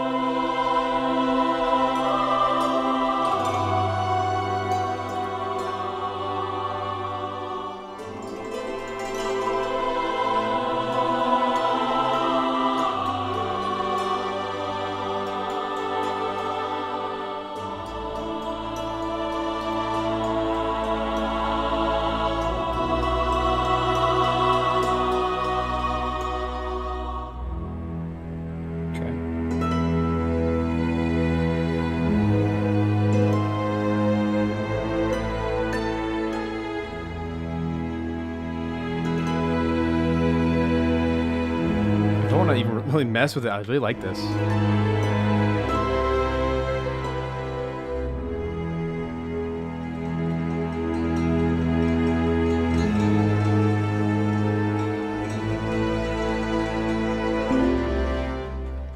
Okay, I'll do it.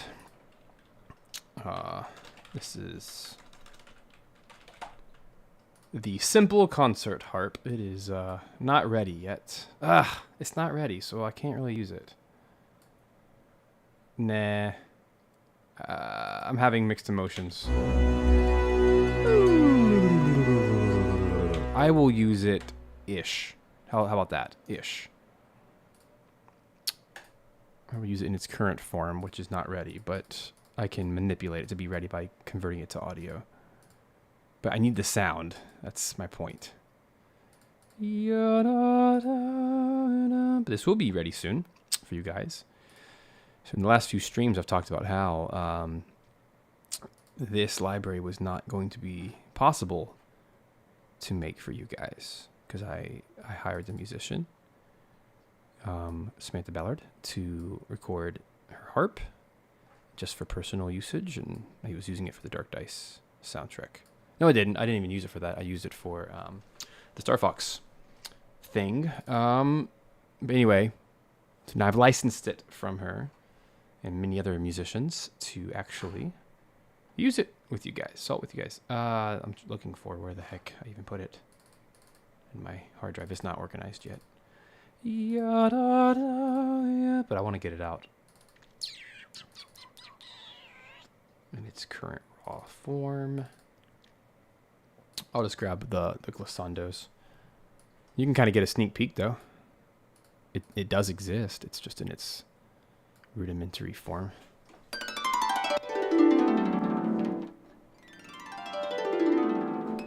So what scale is this? E something? So if it's E major, what minor is that? C sharp minor?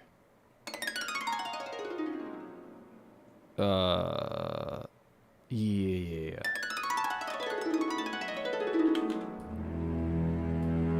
So it'd be like right here. What is that?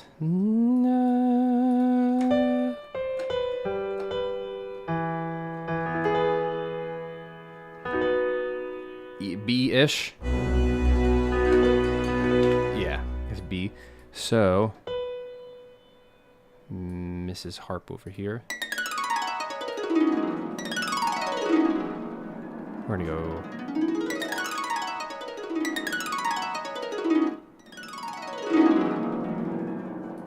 Let's do that.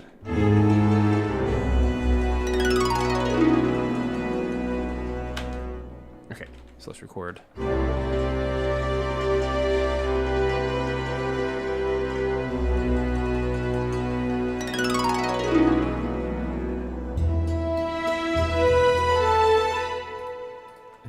Just export, render that in place. Now I have a little harp bip, as I call it. Let's make sure nothing has messed up in my recording with you guys, as it sometimes does when I bounce stuff. Let's just make this a little blue. And then I can take this little waveform, manipulate it like this. Let's stretch it out a little bit. And then we're going to move it. I do want to pan it left, and I want to add some reverb to it. And turn it down. And then put it right about there.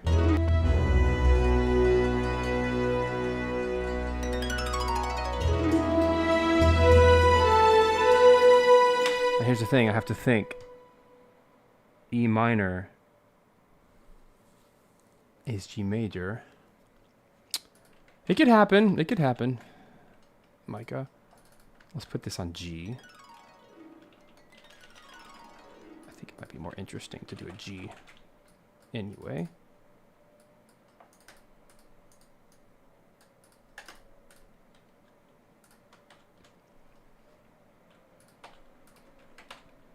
All right, what should we call this? G major down. We call this B major down. I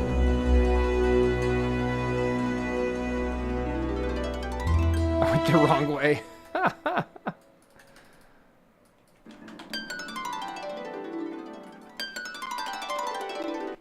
You'd be my only buyer, Micah.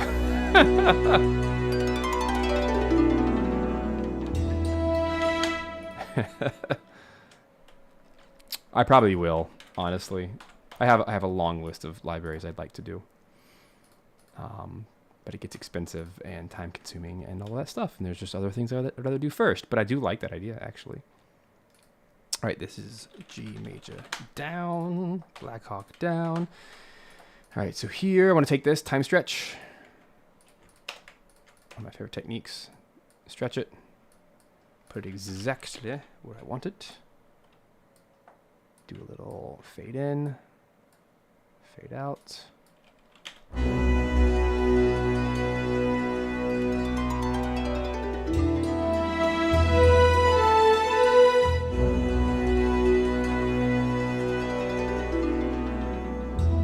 There it is. It's actually sped down too much, so we're just going to speed it back up a little bit.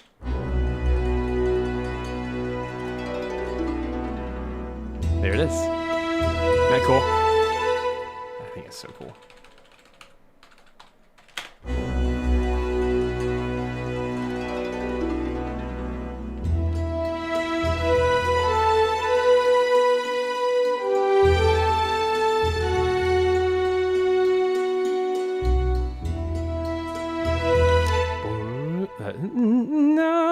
Talking in music.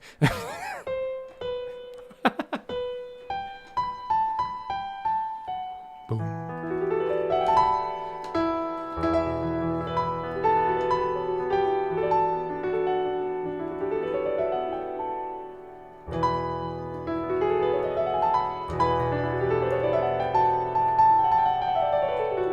So now I need to do D major up.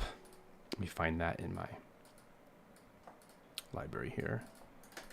Again, none of this is organized or anything, so it's ridiculous. Yeah, that's nice. Bounce.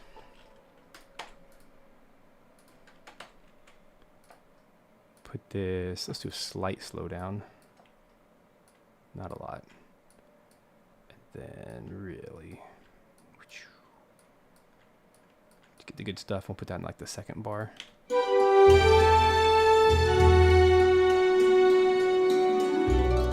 That's so nice. Love it.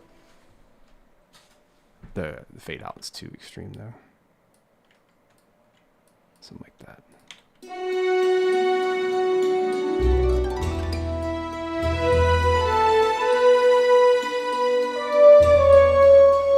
Here it is together.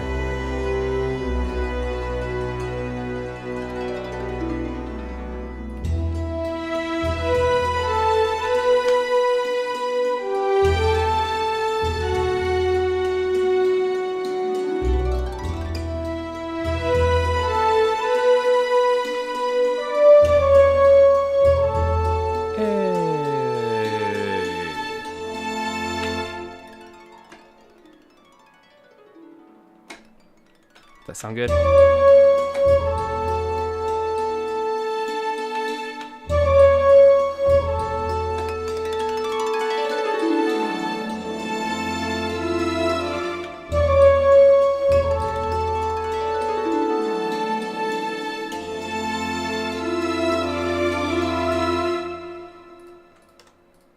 Looks good to me.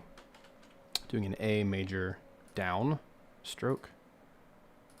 A major down. I like that speed that was already at.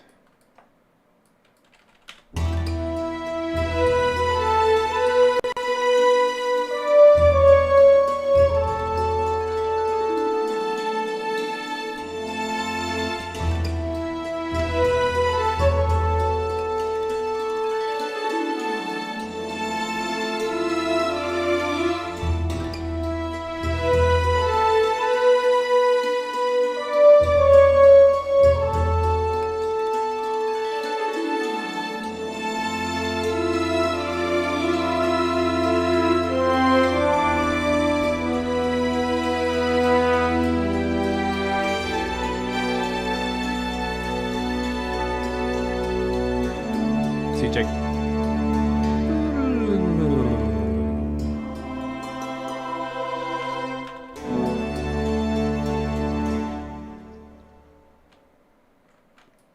can use this one again and slow it down a lot.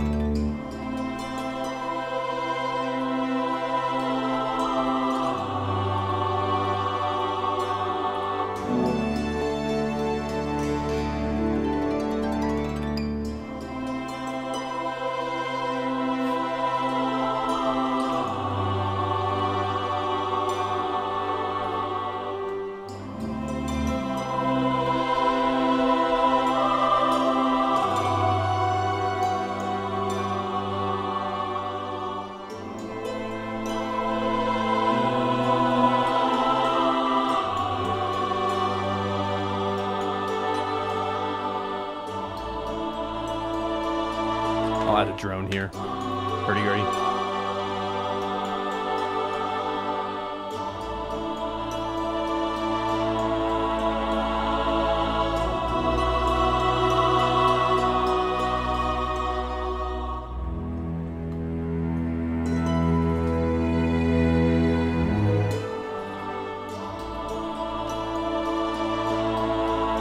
There it is.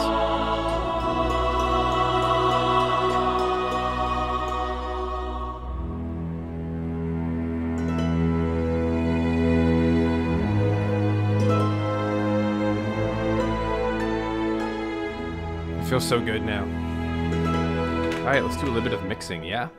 So what I'm going to do now is I'm going to turn my mic off. And I'm going to listen to my Atom A7Vs because they're just infinitely better than any headphones.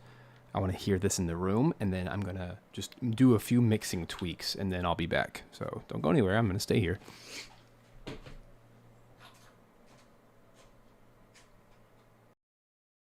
Here we go.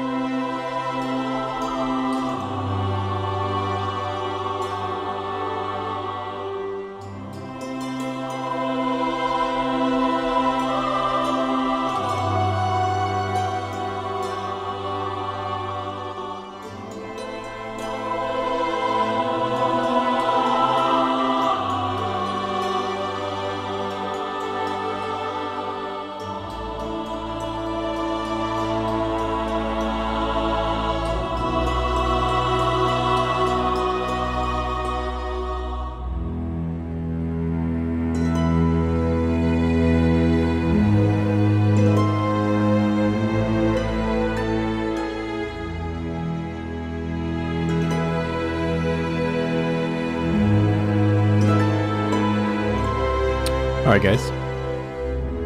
That feels good now. I love being able to do that. It's just such a difference going from headphones, even though these are really good, nice headphones.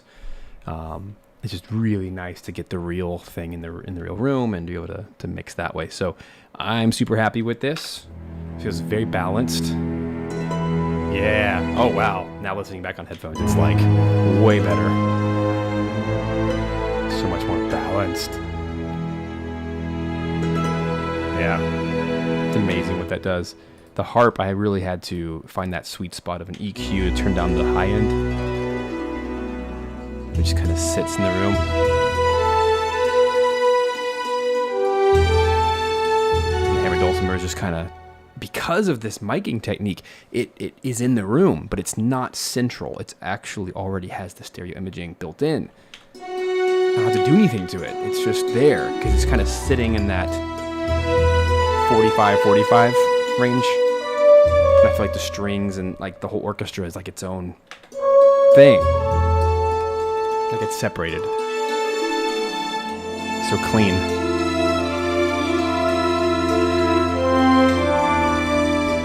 The horns are not overbearing. It's a really low dynamic, but louder volume. It's only 2 horns, right?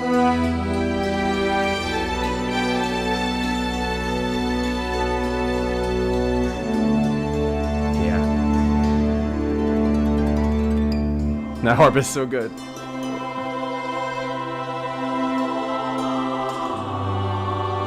That poor dog with an arrow in its eye. This feels good.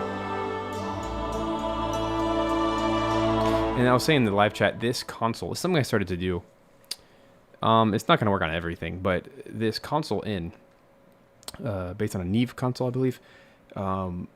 Notice if you actually read some of these parameters here, this is something I've now started to do on my master chain. It basically has an input and an output of the same amount of 8 dB. So basically what's happening is all of the entire track is running through these parameters. And when it spits it back out, I turn the volume back down. So the input is 7.9 dB, but the output is negative 7.9 dB, and what it does is it gives it the coloring of the Neve console, the EQ, basically, that's built in here.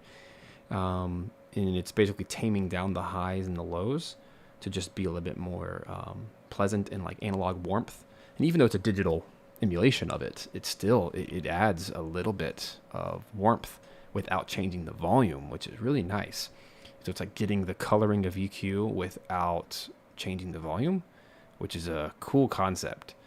Because typically when you use an EQ, you are by definition, like in this choir I was doing, by definition I'm pulling, like here I'm adding 1.12 dB. So I tried to take away roughly 1.12 dB-ish in the other spaces so that it's even. You don't want to add volume where you don't have to. So that's kind of the method to the madness there. Whatever I pull should be more or less equal to what I add. But most people just add stuff or they take away stuff without compensating somewhere, and then they wonder why their mix is super screwed up or that it's peaking and that kind of stuff, or they're overly compressed. So that's something I've been experimenting with quite a bit. You guys may have seen a YouTube video I did a while ago, earlier last year, which is this Dave Natali mix, which is this giant like W shape. I think that's effective, but I think this Neve console thing is actually more effective. It's subtle. This is very extreme, because you start doing this and now all of your values are going up and down dramatically. And it does clean it up, but it also can create a loss in the mid-range, because obviously that's all the mid-range right there. So I like this better so far. Anyway, let's do a little listen back. Thank you guys so much for hanging out with me here today and knocking out this Oblivion clip. Can't believe we got a 2-minute track. That's pretty awesome in 2 hours. That's wild. Speed composing, baby. And it helps to have such an inspiring library. I mean, selfishly, I made this for me. I make all the libraries for me, and then I just sell them to you guys. Probably terrible business, but I am the customer. Like, I'm the composer, and I want to make tools that feel good. That just sounds perfect to me.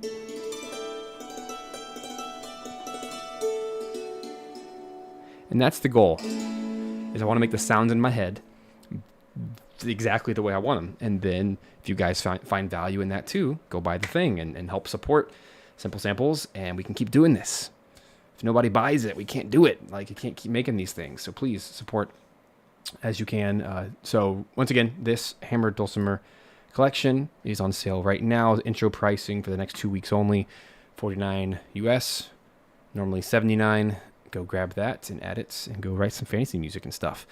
And I'll go ahead and make you guys a little bet here. If anybody writes a really cool track using it, I would be happy to feature that on the sales page on social media and stuff, if that's something that's interesting to you. I love featuring tracks from other people. I know I write music, but other people write music too, so it's cool to feature other people. So anyway, I'm going to play out the final track we made here today for Oblivion Remastered. This is the exploration track, 2-minute loop. Enjoy. Go grab the library, and I'll see you guys next time.